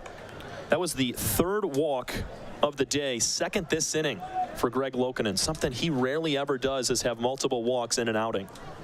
He's going to look to try to get out of this jam. With facing Anthony Sharkus right now, going to be really tough to stop, and that's a really important strike. Grabs the lower inside corner to Anthony. Infield standard all around. Ortega hugging the third base line. Outfield as well, fairly deep, especially being out there and left. There's the 1-1. Foul back to the screen. Good hack from Sharkus, just missed it underneath. Yeah, he just missed it by a little there, and this is going to be an important junction in the ball game, Tom. If he sits down Sharkus here, it's still a one-run game, you leave the bases loaded, you got to feel pretty good about yourself here, but got to get the job done here if you're Lokinen. Right side of the field, battling the sun hard. Lokinen kicks and fires on the 1-2 pitch. High chopper to second base. Pietrowski gets it on the high hop, tosses to first. And the Birmingham Bloomfield Beavers get out of a bases loaded jam here in the 5th inning. Sharkus grounds out to end the frame. 1-0. Mammoths hanging on to a 1-0 lead. You're watching USPBL Baseball. Andy Appleby. I'm the owner and CEO of the USPBL. We're a 4-team league. We play at Jimmy John's Field in Utica, Michigan. Tryon has a wealth of resources that we can tap into when unique HR issues arise, even including visa and immigration issues related to our players. Tryon has helped us to get our baseball season up and running every year and has made a difficult task much easier. That's why we rely on Tryon. You can always rely on Tryon. Fifth Third Bank. Yeah, it's a quirky name. But here's the thing. 5/3 equals 166.7%. So we put 166.7% into everything we do. Like automatically getting you your paycheck up to 2 days early. Giving you well-deserved extra time to avoid overdraft fees. And helping you borrow from your future self. This is banking a Fifth Third better.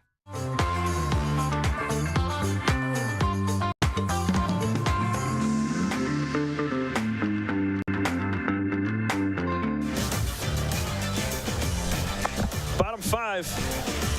Westside holding on to a 1-0 lead against the Beavers. Some fans jamming out in left field.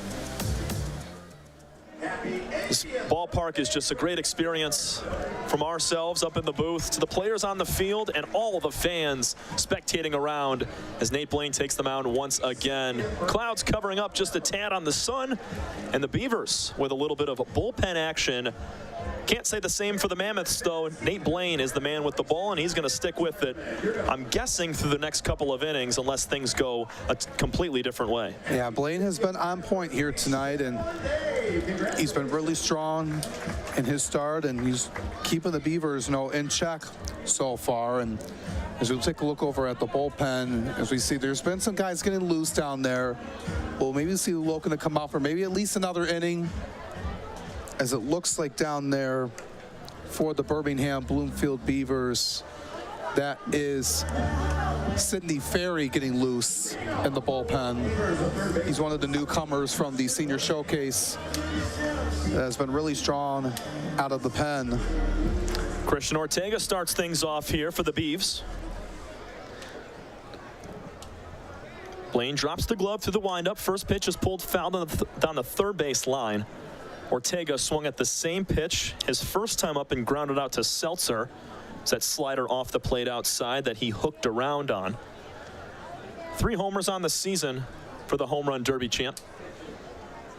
0-1 out of the glove of Dotson on a fastball high. 1-1 now to Christian. Going to be the 40th pitch coming up for Nate Blaine. Just been really solid with his pitch count, which is something you really want to see from Taylor Jalikowski as he tries to envision what he's going to do here. The rest of the way, if you can get at least a couple more innings out of Blaine. And they're going to try to ride his hot hand as long as possible, considering his low pitch count, high efficiency. Doesn't have that many strikeouts, just 2 Ks for Blaine today. A lot of ground outs, several to Seltzer at shortstop. Dre Williams-Nelson has made some plays. And Cordell Jr. had a hot shot last inning, I should say. Here's the 1-2 to Ortega, swinging a foul ball. Got a piece of the home plate umpire, standing his ground.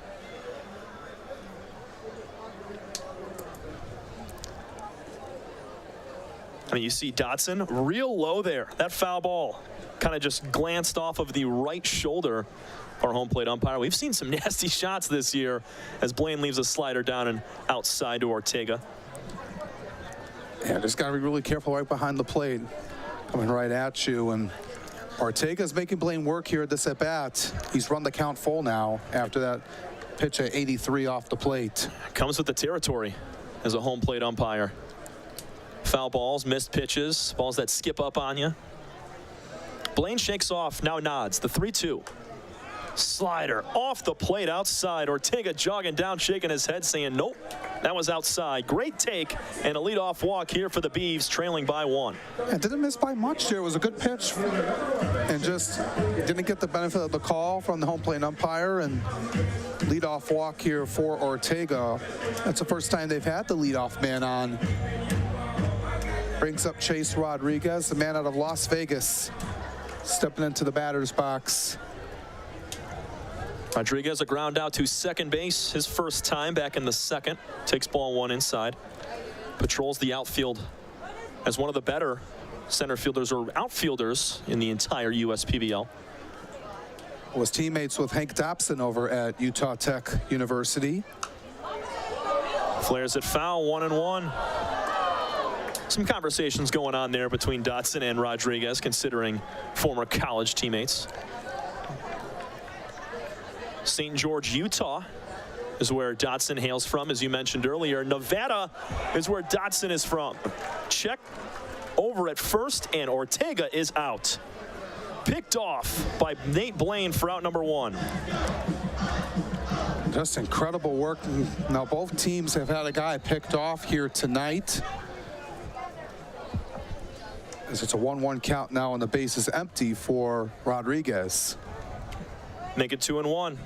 Take another look over at first base at Ortega. He had a pretty big lead, but just late getting back to the bag, kind of broke down his feet, but didn't move and slide over. That half second was the difference. Fly ball left center field off the bat of Rodriguez, tailing towards Bolin and left. He makes that catch near his left ear for out number 2. This would have been a really important inning for the Beavers if getting some guys on, trying to tie the game up. But after Ortega got picked off, now you have a 2-out bases empty situation. These kind of mistakes, you look back on them and they can come back, and make an impact the rest of the way. And especially for a team that has been on a hot streak, winning 4 of their last 5, and is trying to change their season around and make a push and get back into the top 3 of the standings. Stefanovic lines onto the left field line, foul. No balls and 2 strikes to Ronco quickly. And you're right, it's an uphill battle. When you grind to get guys on base, Ortega worked a full count. He got the walk by taking a pitch not far off the plate. He earned that walk. And when you're picked off 2 pitches later, it just makes it tougher for you as an offense to be able to score runs when your base runners aren't staying on the bases. 0-2 fastball spiked in the dirt, 1 ball, and now 2 strikes to Ronco. You get yourself some momentum, and then it gets stopped by a base running mistake like that, and you try to pick yourself back up with 1 less out to work with. Good take from Stefanovic. That pitch a little below the knees. 2 balls, 2 strikes, 2 outs. We're in the bottom of the 5th inning. It's 1-0 Westside. Wave and a miss. A little bit of a sword there. Blaine picks up his 3rd strikeout of the day, and that ends the 5th in a 1-2-3 fashion. 1-0 Mammoths. We go to the 6th. This is your home for USPBL baseball. We'll be right back. We're for people, the pioneers, the underdogs, the players, and the slow and steadies. We're for people, for who they are and who they could become. Yes, we're a bank. And some say our business is all about money. But that's an old idea. Because look past the money, and you'll see real human lives. We see it. Because we're for people. Huntington, welcome.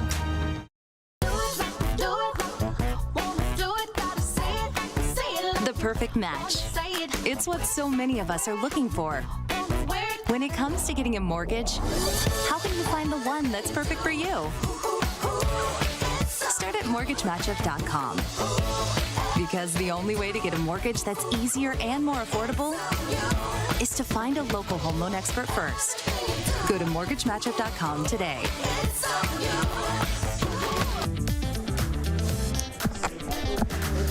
Packed house on a Friday night here in downtown Utica. Fans going crazy, waiting for those fireworks post-game. But hoping for some fireworks here in the later innings on the field, as it's a 1-0 game. Mammoths with the advantage. They scored their run back in the second inning thanks to Hank Dotson with an RBI ground out.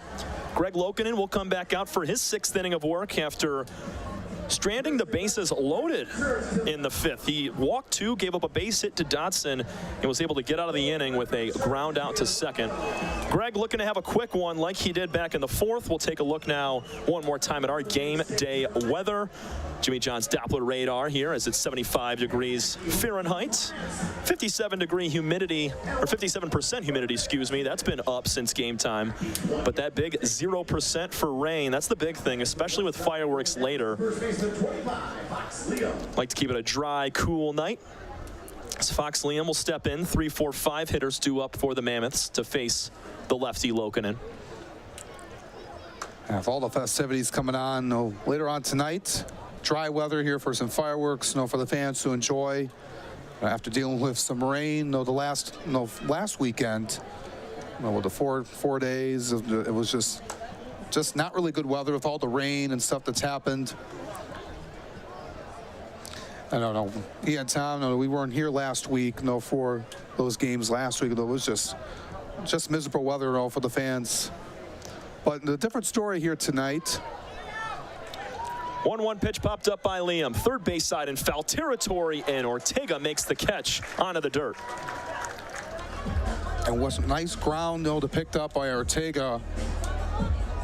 A lot of ground to work with here in the foul territory. We mentioned about this throughout the entire season, Tom. So much foul ground compared to 95% of ballparks you see throughout the country, and making a play like that in a dangerous hitter out in Fox Liam. And measuring it before the season started, I had about 75 feet from the line to the dugouts and about 25 feet from home plate back to the backstop. Maitland Bolin takes strike 1.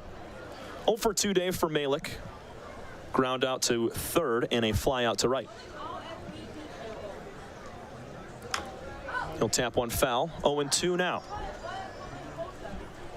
Sun starting to fade away as clouds crawl over the sunshine.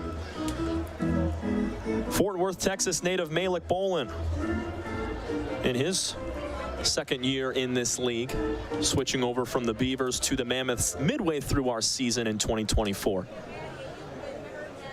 Facing a lot of his former teammates. Lokinen with that side angle facing the first base dugout. 0-2, wave and a miss. That's an example of why Greg Lokinen is so filthy. 53 strikeouts now in the season. That's number 4 in today's game. Yeah, just really good stuff by Lokinen. Take a look at this pitch. Really nasty movement, way below the zone. Bolin went after it and fooled him there. For another punch out for Lokinen, trying to go at least one more inning. If he can get Pastor out quickly, as his pitch count, a few pitches away from 90. 0 for 1 with a walk and a run scored today for Nick. Struck out looking back in the 4th. The 0-1 pitch to him. Lined out to left field. That's going to drop for a single in front of Blake Bean. Here comes Pastor. He's going to think about 2, but put on the brakes. Hard turn at first for Pastor as that ball just floated into shallow left field. He's going to stick with a 2-out single. And it went over the head of Ortega down the hot corner, rather, as it just bounced right over there. Beam tried to hustle it down quickly as Pastor was trying to stretch it into a double. Made the wise choice to put on the brakes. Keeps the inning going for Kobe Seltzer. Pastor already with a stolen base today. Let's see if he goes again. Seltzer skies one in the air. Right center field, Rodriguez tracking it into the sun. Puts that in his back pocket for out number 3. 2-out single for Nick Pastor is all for the Mammoths. As we head to the bottom of the 6th inning, it's still 1-0 Westside over the Beavers. This is your home for USPBL baseball. What are the odds that we're neighbors, where you've known each other our whole lives, and both tear the exact same things in this exact same knee? So an ACL tear is an injury to the main stabilizing structure of the knee. You want a good team around you, because then you know that what you're doing is going to help you in the long run. My message to everyone who's helped me, thank you so much, because you guys helped me progress so much. Also hearing it from a friend that's went through the exact same thing, I think sort of helps that know that there's a bright side at the end.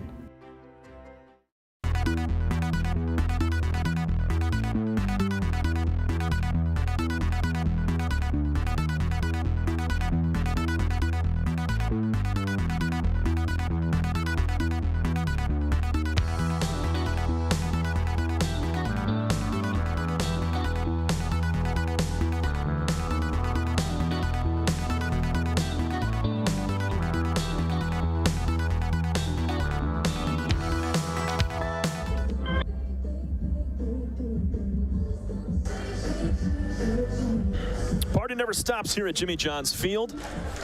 In between innings, there's always something going on, whether it's JJ giving water out or a little bit of dancing.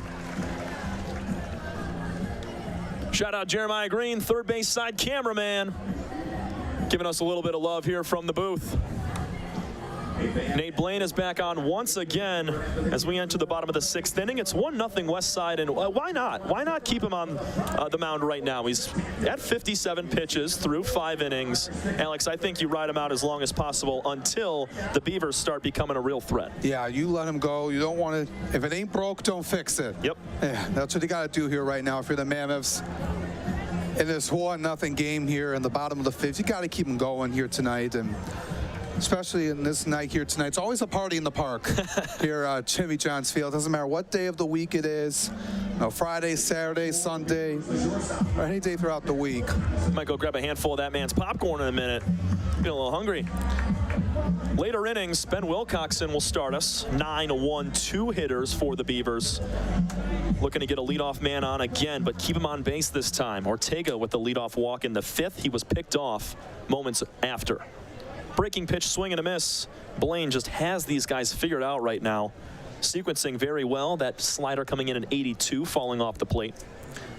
Yeah, he's been in control, especially with his secondary pitches, and been using that to his advantage, and has gotten Wilcoxon in an 0-2 hole after that foul tip at 91 on the gun. And 0 for 1 today for Ben. Struck out swinging, just the 2nd K of the year for Wilcoxon. He puts this in play to third. Dunn on the run, throws to first. 1 up, 1 down here in the 6th inning. Actually, I'd like to see, if you're Blaine, a 3-pitch out. It was a good job by Dunn to come in right into the infield grass to get Wilcoxon on the 5-3 ground out. And you turn it over now to Matt Piotrowski to see if he can turn the tide here, as the Beavers have been quiet offensively here tonight, and we've talked about them, and how really well they have played so far, and they've had 6 runs on Wednesday night against the Hoppers, and this was a team that had a really good week last week, going 2-1, winning the Thursday night game last week, and winning the first game Saturday night in that double dip with Eastside, and want to keep it moving here. Don't want to take a step back if you're the Beavers. Piachowski grounds one up the middle. In between hop for Seltzer. Backs up, plays it, throws to first. 2 gone. The left side of this Mammoth infield has been stellar today between Cordell Dunn Jr. and Colby Seltzer. Yeah, it's just really crucial and for those 2 guys to step it up. And we've talked about Seltzer a lot here throughout the course of the broadcast. So he makes another routine play right there. And looking over at Cordell Dunn Jr., stepping in today. We've seen over behind the dish throughout his time at the USPBL, as well as over at third place, sharing time over there at the hot corner with Alex Garbasic, who's not in the lineup tonight. Blake Bean 1 for 2 with a stolen base. One of the best hitters in the entire USPBL. He's got some of the most limited time this season, as it's now 1-1. But he's made an impact as soon as he came onto the scene. I mean, a .357 average in his first 35 at-bats. A couple of doubles. He's been sweet. This time he pops it up. Shallow left field. Seltzer trails back, makes the catch with ease, and it's another 1-2-3 inning. That's the 4th 1-2-3 frame for Nate Blaine. He's really cooking right now. We go to the 7th. Still a 1-0 game. Mammoths on top from the USPBL network. Time doesn't heal all wounds. Hard work, perseverance. And we do. We're fighting cancer with proton therapy. And music therapy. We're turning back the clock on Parkinson's and outsmarting blood clots in seconds. Instead of days. Because this is her time. His time, your time. And it's time to show we can. Corewell Health.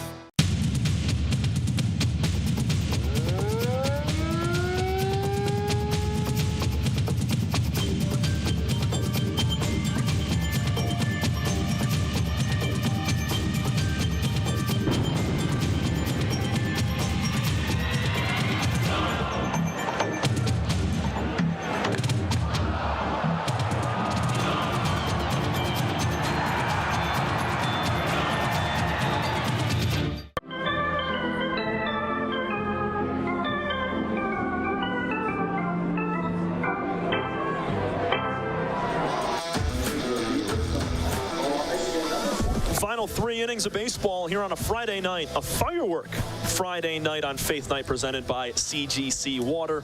Alongside Alex Johnson, I'm Tom Cavanaugh, and it's a 1-0 lead for Westside. That run coming all the way back in the 2nd inning. Hank Dotson with an RBI ground out, and the Beavers will now turn to the bullpen after 6 innings from Greg Lokinen, who gave up just 1. It's now time for Sidney Ferry, the right-hander.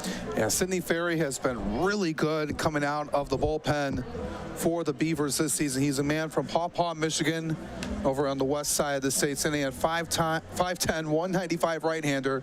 Spent his college days over at the University of Wisconsin, Stevens Point, where he was 0-3 in 18 appearances out of the pen for them, with an ERA above 5 and 24 in the 3rd innings pitch, with 28 strikeouts and 8 walks. But coming over to the USPBL, Tom, he has been phenomenal. He'll be making his 6th appearance tonight in 9 innings of work. Just 2 earned runs allowed, 7 punch-outs, no walks, and opposing batting average of .250, and the ERA right at 2 on the money. He will face the bottom third of the lineup of the Mammoths, starting with Hank Dotson. Pretty good day so far for Hank. 1 for 2 with an RBI. That RBI coming on a ground out back in the 2nd. Sidney Ferry from the stretch works first base side of the rubber. 90-mile-an-hour fastball misses outside. Take a look at what he has, in his arsenal, Tom. He throws his 4-seamer about 54% of the time. He'll throw in a slider and a curveball and rarely a changeup. So a good combination of pitches for Ferry. He's going to mix it up pretty good. Ferry, one of the few new pitchers for this Beaver team to help bring that team ERA down a couple of points, along with Dyson Johnson, Jacob Pennington, Brett Irwin. Wave and a miss. Had a breaking pitch high up in the zone at the letters. 1-2 now to Dotson. Making the jump from Division III ball over to the USPBL. There's my popcorn. Making us hungry here in the booth. Strike 3 called outside corner. Sidney Ferry wasting no time at all. Brings up the first man he sees here in the 7th inning. Yeah, that just came out with a pop right there by Sidney Ferry as he just run up Dotson. Just really good on the fastball at 92 miles an hour to freeze him up for his first punch out of the night. Perfect placement. That pitch could go either way in the eyes of Hank Dotson. As Cordell Dunn Jr. fouls the first pitch off as he crosses the plate. But sometimes those pitches right on the corner, you have a hard time of determining as the pitch is coming in, is this going to be a ball or a strike? That time, I think Hank thought that was ball 2. Instead, it was strike 3 called. Yeah, put yourself in a sticky situation if you're the batter, because it's a 50-50 call. It could go either way. You don't want to assume one way or the other. Dunn to left field, lifts it out. That ball's gone. Cordell Dunn Jr., first homer of the year, goes down and gets it, puts it onto the Chevy Pavilion. 2-0 Mammoths here in the 7th inning. Got him on an off-speed pitch at 82 miles an hour, sent it over the left field fence at 335 feet. First home run for Cordell Dunn Jr. in the USPBL, and a huge insurance run at this point in the ball game, Tom, for the Mammoths. Bottom third of the zone, out in front of the breaking pitch. He went and lifted it. About 330 feet out to left field. Cordell Dunn Jr. Get into a baseball, big fella. Here's Dre Williams-Nelson. He takes a strike at the knees. 0 for 2 today with a pop out to second base and a fly out to center. Yeah, you got to feel pretty good, for Cordell Dunn Jr. and getting that one to go over the fence. Shows the type of pop he has. He was on his front foot there. Hard ground ball to shortstop. Gloved forehand by Wilcoxon. He'll launch to first for out number 2. Another hard hit ball from Dre Williams-Nelson. Just doesn't find the hole there. Yeah, 101 miles an hour on the exit velocity, Tom. And Wilcoxon was ready for it. It came out hot. Able to make that routine play over to Joe Burke. And now we'll see if the Beavers can respond in the home half. As you got Jose Cedeno stepping up here. Just an important run in the game on that home run by Cordell Dunn Jr. after they were able to only get one run off of Lokinen, but now getting into this bullpen, we'll see if the Mammoths can try to pull it away here. A walk, a base hit, and a line out today for Jose. Taps on that front foot, wave and a miss, 0-2 quickly. It's got to feel better for head coach Taylor Jellikowski, toying with the idea of keeping Nate Blaine on the mound going into the 7th inning. With a 1-run lead, you might be a little hesitant, and I know it's just one more run, but if you get that crooked number, it definitely puts your mind at ease a little bit more as Cedeno puts another ball foul. Yeah, there's still some work to be done. It's far from over for the Beavers. 2-run deficit is manageable. We've seen teams come back for more than that, but it's just really important to get as many runs as you can late in the game and capitalizing on those opportunities. Swing and a miss. Cedeno chases the fastball high, and he goes down for out number 3. Big swing from Cordell Dunn Jr. Solo shot out to left field, extends the lead for the Mammoths. They lead 2-0. Take me out to the ball game, presented by Genesis Credit Union. Up next.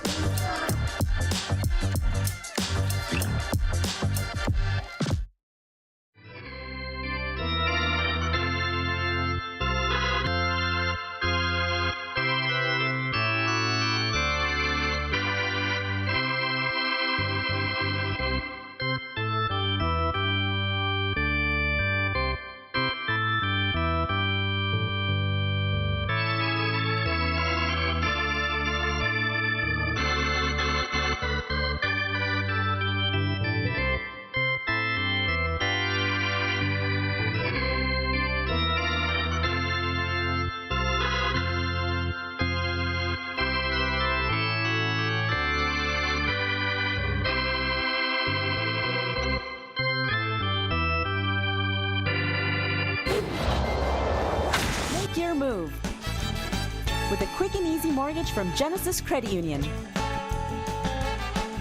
We have mortgages to fit your life. Genesis Credit Union. Visit us today.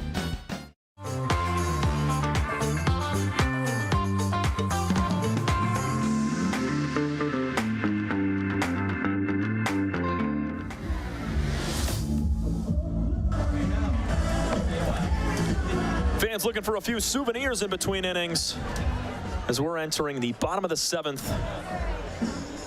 Nate Blaine has been unbelievable today, Alex. I mean, 6 innings of pitching so far. 4 of those 6 innings have gone 1, 2, 3. He's sitting down these Beaver hitters like clockwork. Yeah, he has been on the money here tonight, Tom, and you couldn't have asked for a better start from Nate Blaine as he faces 3-4-5 here in this 7th inning.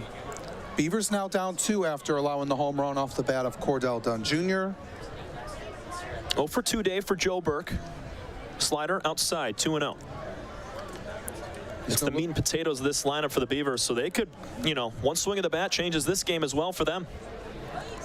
He's been around this league for 3 years as he grounds one over. Seltzer, another play over the middle, gets the runner Burke for out number 1. I mean, this kid's got some crazy lateral movement. Look where he starts right here. Middle shortstop, right in that wet patch.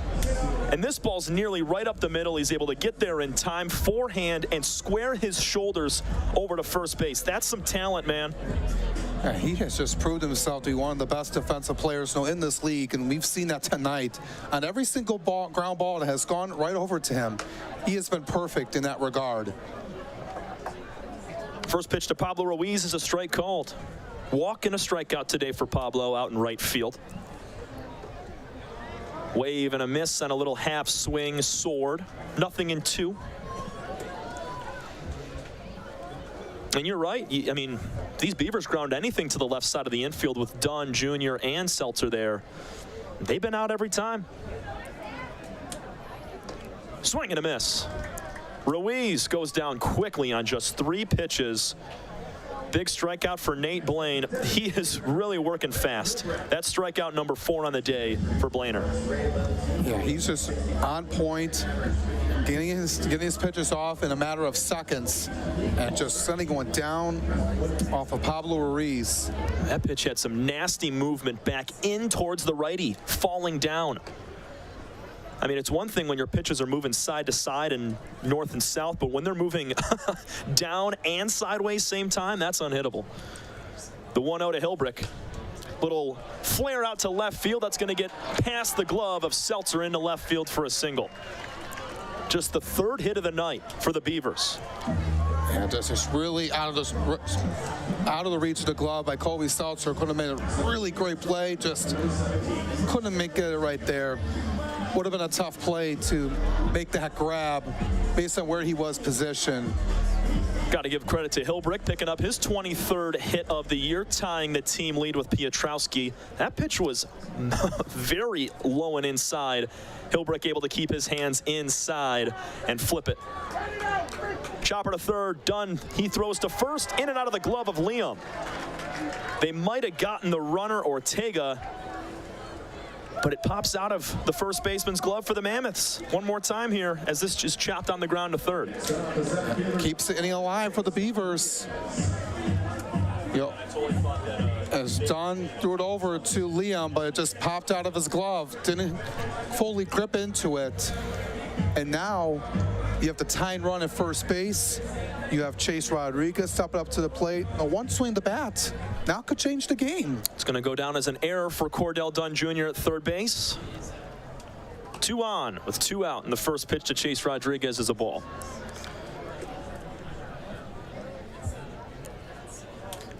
So 2 hits instead of 3 on the last Hilbrick knock. Also, the ruling will be changed. It's going to be an error on Fox Liam, not on Cordell Dunn Jr., considering that throw was a little bit low, but still in the air. I got it from you, brother. Yeah, it was just a little low. It was a good throw from Dunn. Liam just didn't have the full grip on it. And Blaine was looking over to second base, but nobody was there. He's eyeing back Hilbrick. 1 ball, 1 strike, 2 outs. Rodriguez is 0 for 2 with the ground out and a fly out. Wave and a miss, 1 and 2. Yeah, that was a good choice by Blaine. No, he was thinking about throwing over to second base as Hilbrick was standing there, but no one was there covering it. And then if you decided to throw it and throw it away, that would have been a disaster. So good lead at second for Ray. Same thing at first with Ortega. 1-2 pitches outside. It's the first time today the Beavers have put multiple runners on base in an inning. This is the most of a jam that Blaine has faced this afternoon. The 2-2 pitch, way high and outside. Nice snag from Hank Dotson behind the dish. Got to give Hank a lot of credit, man.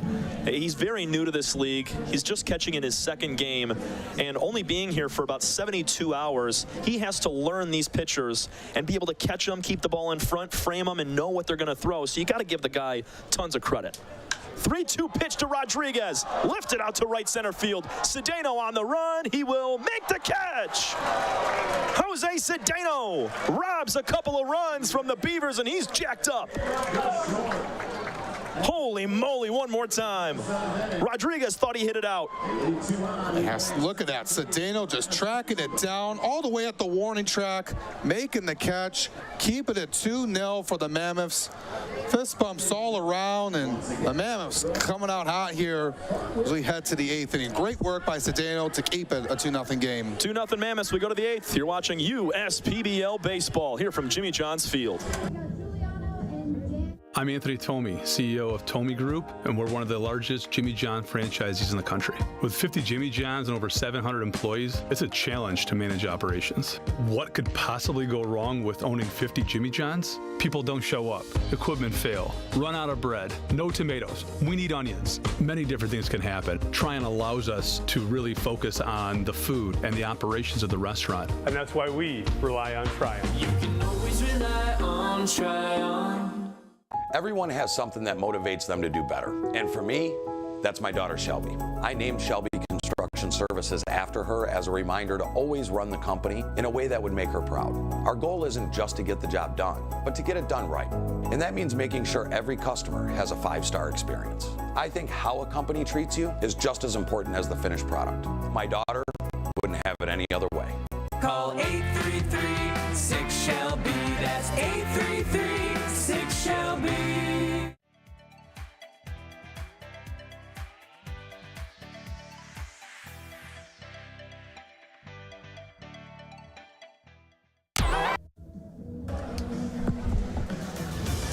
A little bit of wind as our pennants and championship flag of the Utica Unicorns billows towards left center field, away towards the pavilion.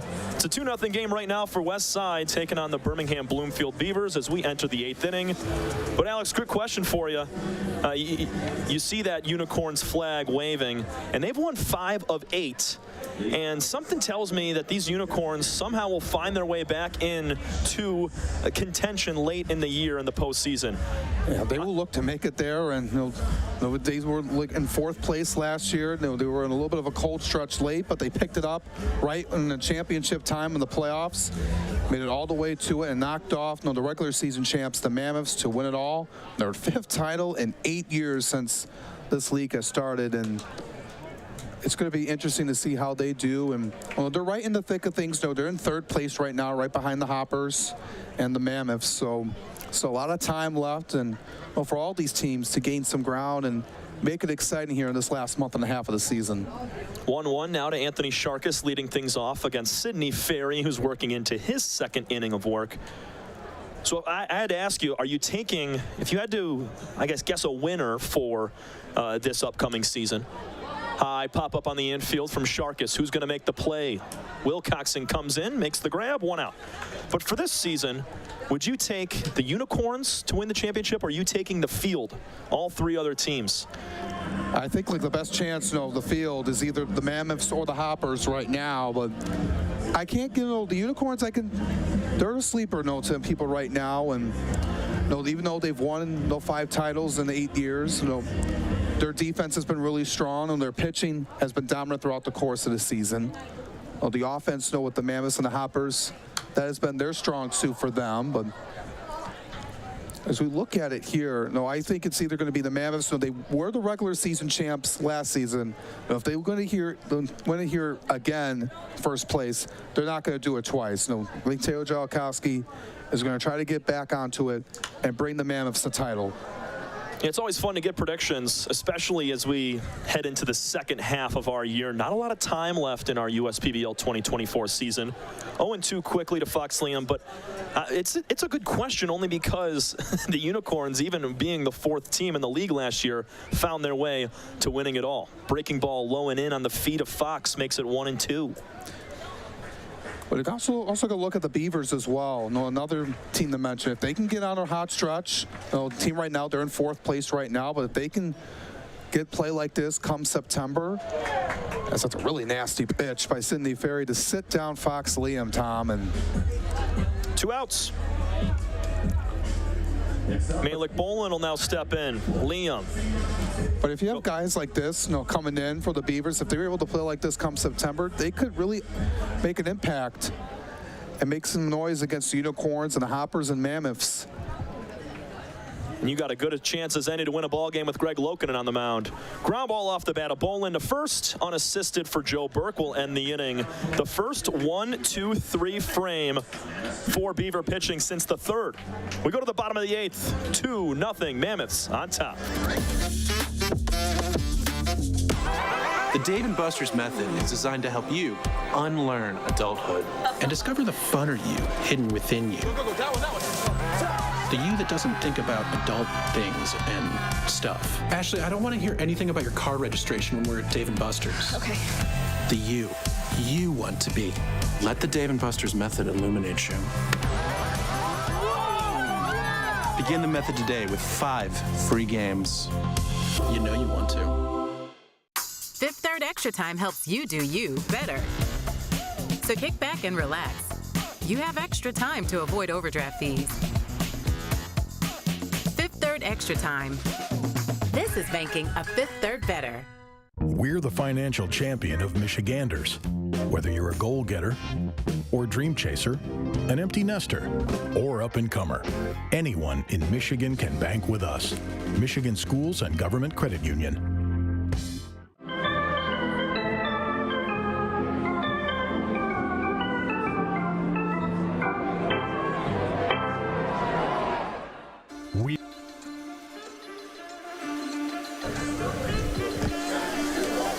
Bottom 8, these Beavers down to their final 6 outs on Firework Friday night. Alongside Alex Johnson, I'm Tom Cavanaugh from the USPBL Network.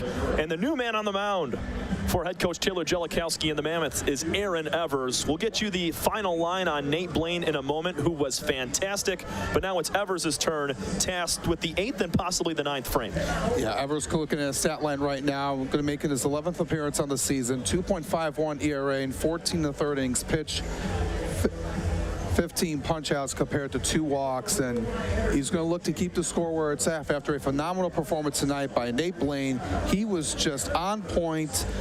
First start, first appearance, in a game in over 2 weeks, and he was just nothing but spectacular here tonight. Yeah, it looks like it was a little more rest than rust for Nate Blaine as he went 7 innings, gave up 2 hits, no runs, 1 walk, 4 strikeouts, and he did all that in 78 pitches. So I think with this 78 pitch count, he could have gone another inning or so, but want to see these relievers get in here for the Mammoths as well, as they have one of the best bullpens in the league, and a fresh arm of Aaron Evers, who throws mid-90s, only makes it tougher for these Beavers down to their final 6 outs. Ranko Stevanovic will start it off, followed by Ben Wilcoxon, and then back to the top of the lineup in Matt Piotrowski. Going to be crucial here for the Beavers if they're able to get something on. Try to get some base runners here. We've only had the leadoff man on once today. That was back in the 5th on a walk to Ortega. He was quickly picked off at a race, the leadoff man. So it's been an uphill climb all day for the Beavers as Ranko Stevanovic pops one up, foul ground, first base side. Liam comes over, can't make the catch. Spun out towards the dugout side. He was heading more back towards the umbrellas, and the ball just kind of faded. Night starting to creep up on us as the sun is gone.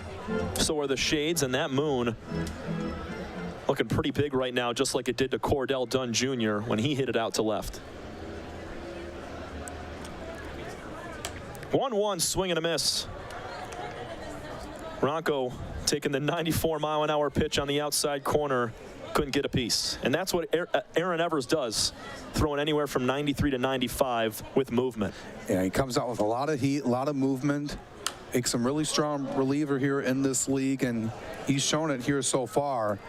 Now standing at 6'2", 205, but one huge important reasons why this Mammoths team is in first place right now, trying to keep it that way. Here's the 1-2 from Evers. Breaking pitch in the dirt, blocked up nicely by Dodson. Extending the at-bat is Ranko Stefanovic. Struck out his last time, grounded to Seltzer at shortstop back in the third. 2-0 Mammoths. They scored 1 in the second, 1 in the seventh. Inside fastball just misses, not by much at 93. Full count for the Beaver catcher. And they just got to be very disciplined from this point on. Well, the amount of outs they have left, and it all starts here with the leadoff man. Swing and a miss. Evers will take his tour around the mound with a nasty fastball in the lower outer corner, getting Stefanovic swinging for out number 1. Yeah, got him there with a 92-mile-per-hour fastball, and couldn't get anything much on it for Stefanovic. As he sat down here now for the leader coming up, Ben Wilcoxon. Can't ask for a better pitch out of the hand of Evers. Lower outer corner, dotted. Ben Wilcoxon 0 for 2, a strikeout and a ground out. He'll line the first pitch he sees to center field, coming over Pastor, makes the catch, ranging to his left in the gap. Nice swing from Wilcoxon, just hit it right in the gap there, and it hung up a tad, so it's a nice play from the speedy center fielder of the Mammoths. Yeah, he thought maybe that was going to just bloop down right in front of Pastor, but it didn't get really much enough in time, and it's a routine catch for Pastor. You would really want him to just get a single on that, but you like that Pastor was able to get there right in time to make the catch, and turns it over to Matt Piotrowski, and grounds the first pitch fouled on the third base line. Piotrowski hit it hard back in the third. It was a line drive out to Bull, and that nearly got over his head. But he's 0 for 3 with a ground out and a pair of flyouts. Another one of the best hitters in this league. Shout out Jeremiah Green down the third base line, capturing our action from that side of the field. 0-1, slide piece, down and away, make it 1-1. One thing that really intrigues me always is the different batting stances from baseball players universally. And Piotrowski, a very tall stance, but he gets into that backside as he dives down, or as he swings, I should say. Chopper to shortstop, backhand play, Seltzer. He makes it look very easy. 1-2-3 inning and just 11 pitches for Aaron Evers. We head to the 9th inning of action. Mammoths lead it 2-0. This is your home for USPBL baseball. Build roads, bridges, wind farms and pipelines, schools to skyscrapers. Our members create monuments. We operate. We're the operators and mechanics behind the advanced heavy machines that move Michigan forward. We maintain boilers and HVAC. Our members run the complex heating and cooling systems that we all depend on. Our training is second to none, and safety is our priority. We are Operating Engineers 324, and we keep Michigan running. The perfect match. It's what so many of us are looking for. When it comes to getting a mortgage, how can you find the one that's perfect for you? Start at mortgagematchup.com. Because the only way to get a mortgage that's easier and more affordable is to find a local home loan expert first. Go to mortgagematchup.com today.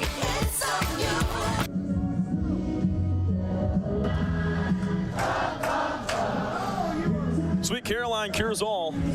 That's what we got going on in the ballpark. Coming into the 9th inning, Beavers got to try to hold off the Mammoths at just a 2-0 deficit, and they'll come to bat in the bottom half and try to win it. Sidney Ferry's back on the mound for his 3rd inning of action, and he'll face the 5, 6, 7 batters. The crowd is just packed today. Friday nights, as you mentioned, Alex, always very packed around the ballpark, especially for the fireworks that come post-game, and I love the atmosphere here at the USPBL, game in, game out, just because of not just what happens on the field, but also around us in the stands. Yeah, and all the fans are getting after it, and everyone getting down there, enjoying themselves here tonight. And every night is in the USPBL is a special night for all these fans. No matter if it's a firework night, kids running the bases after the game, any promotions or giveaways that go on throughout the course of the season. Always a fun night when you're at the ballpark, and these fans are enjoying it here tonight. Well, with a 2-0 game, still a lot to work for the Beavers in the bottom of the ninth, but another really close game. Fans out here saw a good one last night in that 3-2 win for the Mammoths over the Unicorns. Mammoths trying to win another one. They got a crooked number on the board thanks to Cordell Dunn Jr. back in the 7th. He went deep. Hank Dodson scored the first run of the ball game with a RBI ground out to second. That's where we stand with Nick Pastor at the plate and a 1-1 count.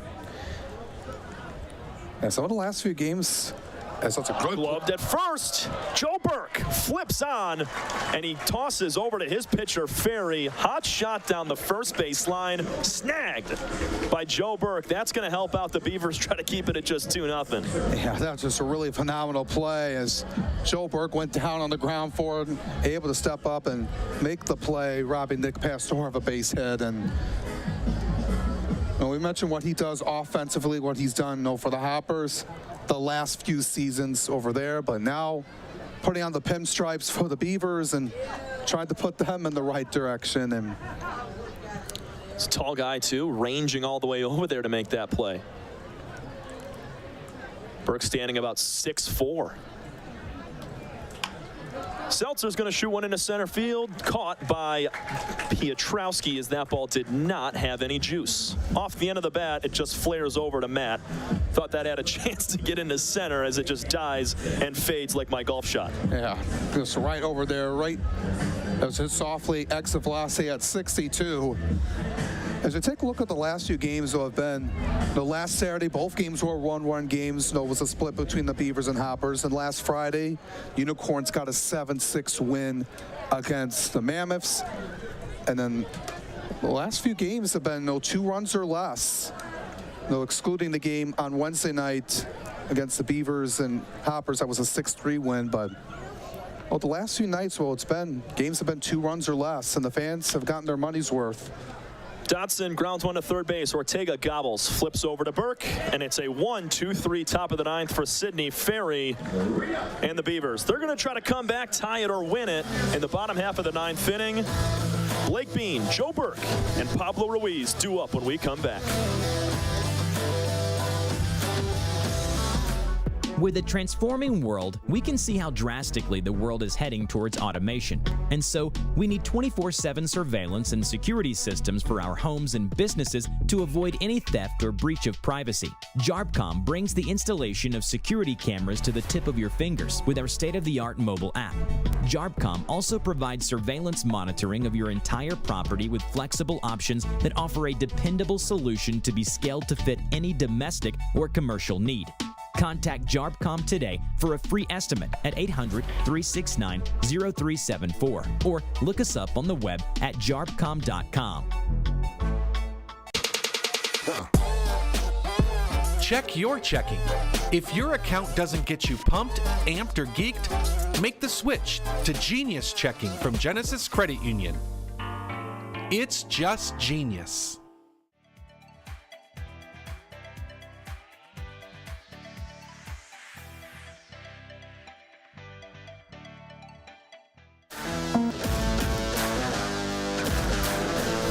Final half inning of action for this Birmingham Bloomfield Beavers offense. They just have 2 hits through 8.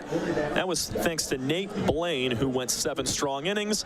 Aaron Evers pitched the 8th, and now it's time for the lefty out of Chipola, Michael Esposito, to try to get the final 3 outs facing the top of the lineup for the Beavers. Yeah, going to be facing Bean, Burke, and Reese. Tall task for the lefty out of Port Washington, New York.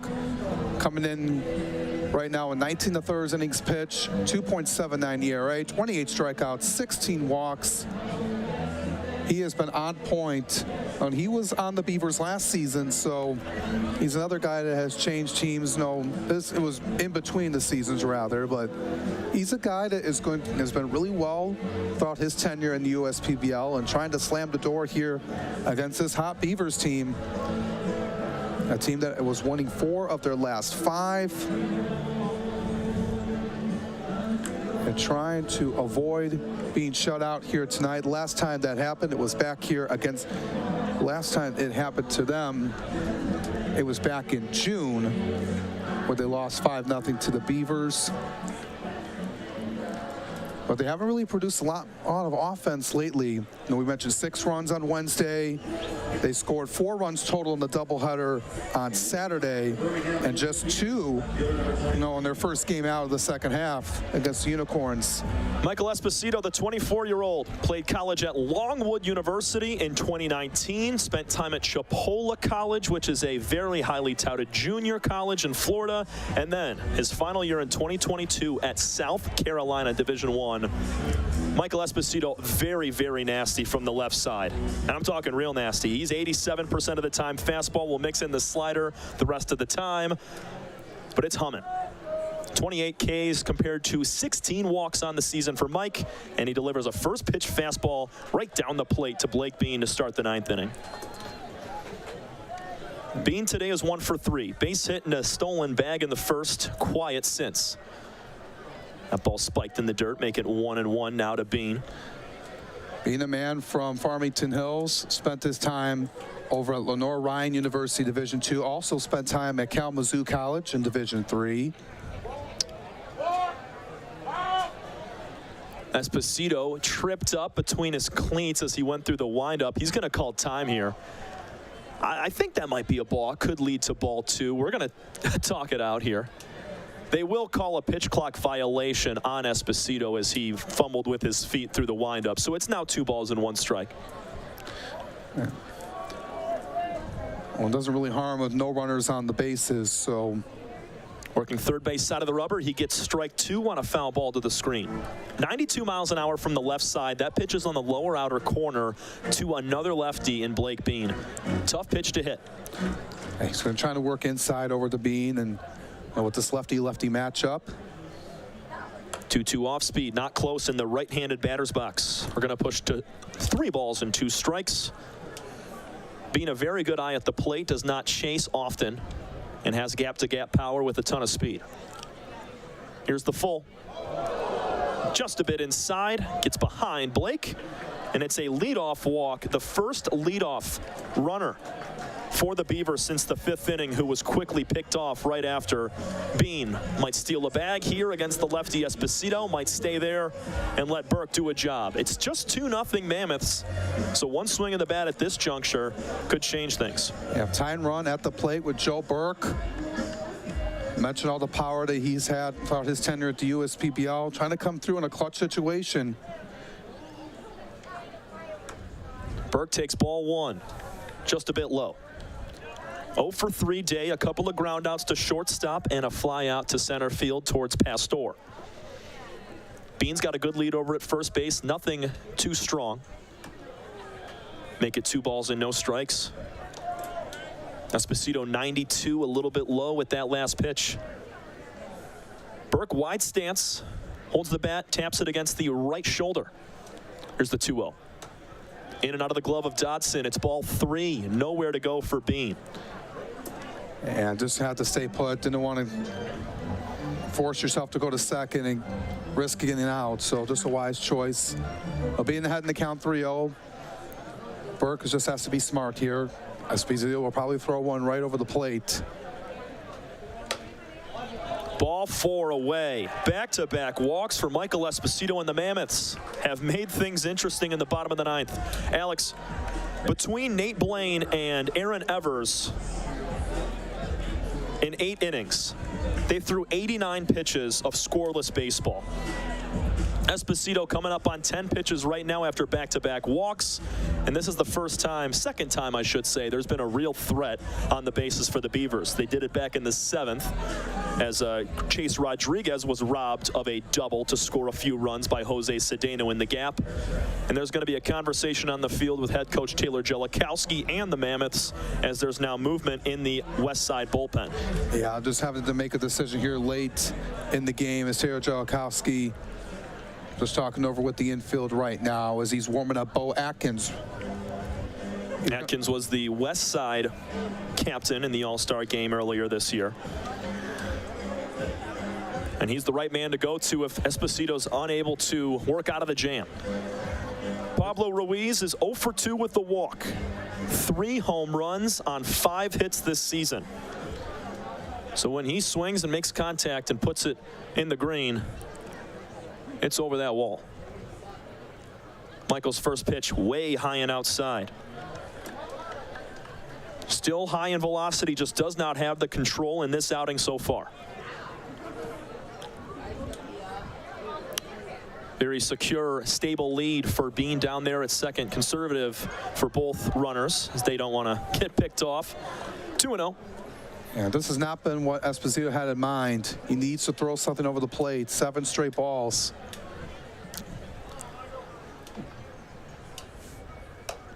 .2-0 pitch, grabs the outside corner. Nice frame from Dodson to battle back in the count. Yeah, took away a potential ball 3.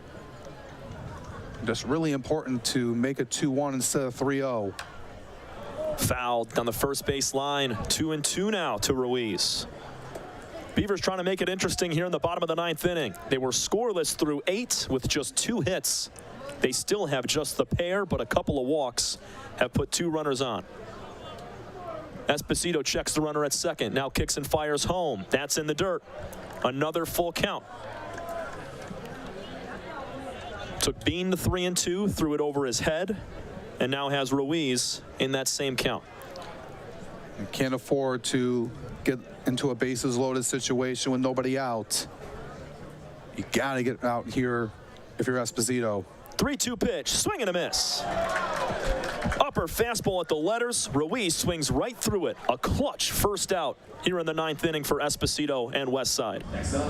That's a good bounce back for Esposito. That is just an important strikeout. 93, right near the heart of the plate. It's a challenge pitch. Yeah, Ruiz was just disappointed about that one.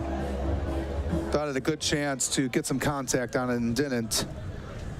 Brings up Ray Hilbrick. Ray takes the ball in the dirt. 1-0. Yeah, trying to get the tying run in scoring position.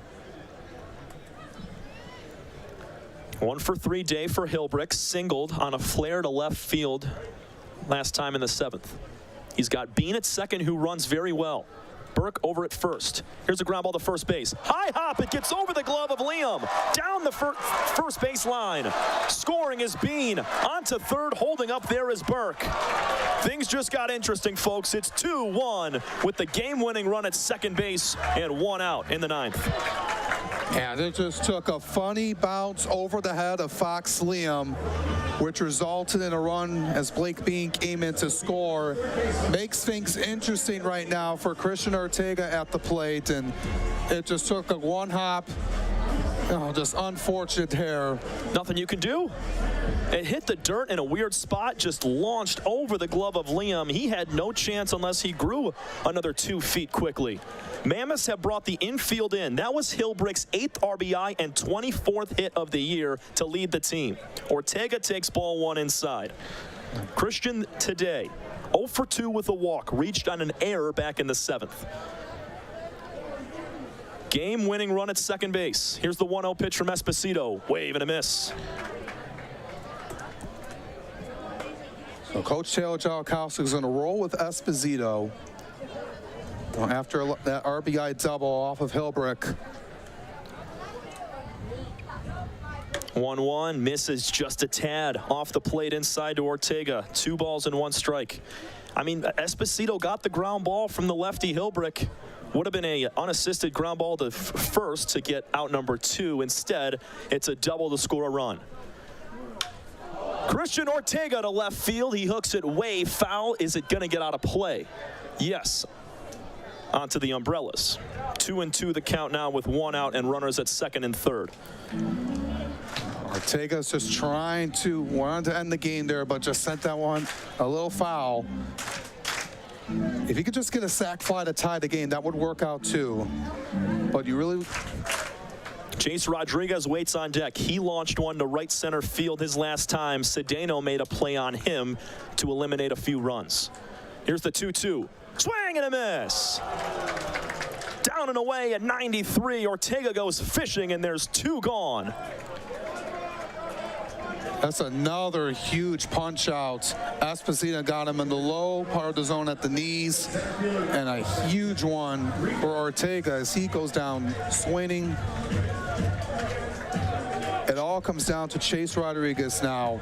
Runners on second and third, 2 outs. Got on the board on the bat of Ray Hilbrick on an RBI double. Chase Rodriguez trying to win the lottery right now. Fly ball to right field. This should do it. Cedeno makes the catch, and the Mammoths hang on.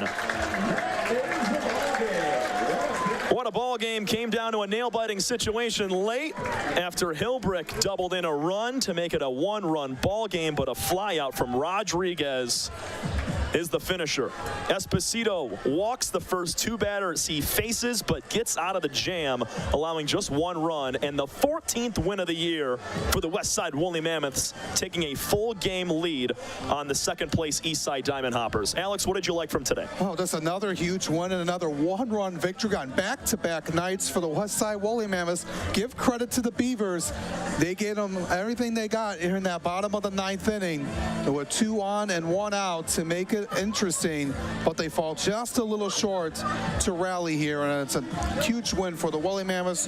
You got to give credit to the starter Nate Blaine here tonight for being spectacular on the mound, going 7 scoreless in 78 pitches. Cordell Johnson, PBL, and then Ray Hilbrick made it interesting with that RBI double in the 9th. And overall, just great game all around on both sides, but the Mammoths able to hold on and win. Star of the ball game, Nate Blaine, goes 7 innings, gives up 2 hits, no runs, 1 walk, and 4 strikeouts, all in 78 pitches. He improves to 3-1 on the year. Greg Lokinen, his record will fall to 4-4 as he gave up 1 run on 3 hits through 6 innings.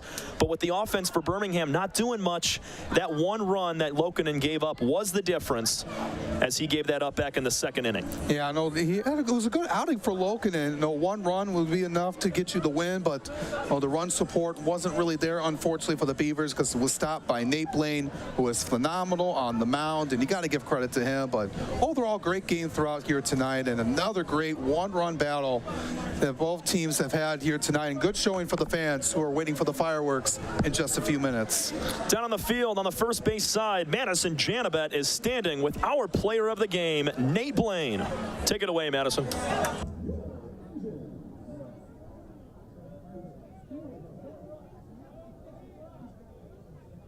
And ladies and gentlemen, boys and girls, once again, we're going to throw Thanks, Johnny. I'm here with Nate Blaine. He is our Michigan Orthopedic Surgeons player of the game. Nate, amazing game tonight. You pitched 7 innings, retired 10 straight batters. I mean, just incredible numbers there. How happy are you with your performance after this game? I'm very happy. It's always good to go out there and see goose eggs on the board. Definitely is, definitely is. And your pitching was not only efficient tonight, but the defense of your team was also great too. So talk about the overall team performance on your night and being able to rely on your teammates.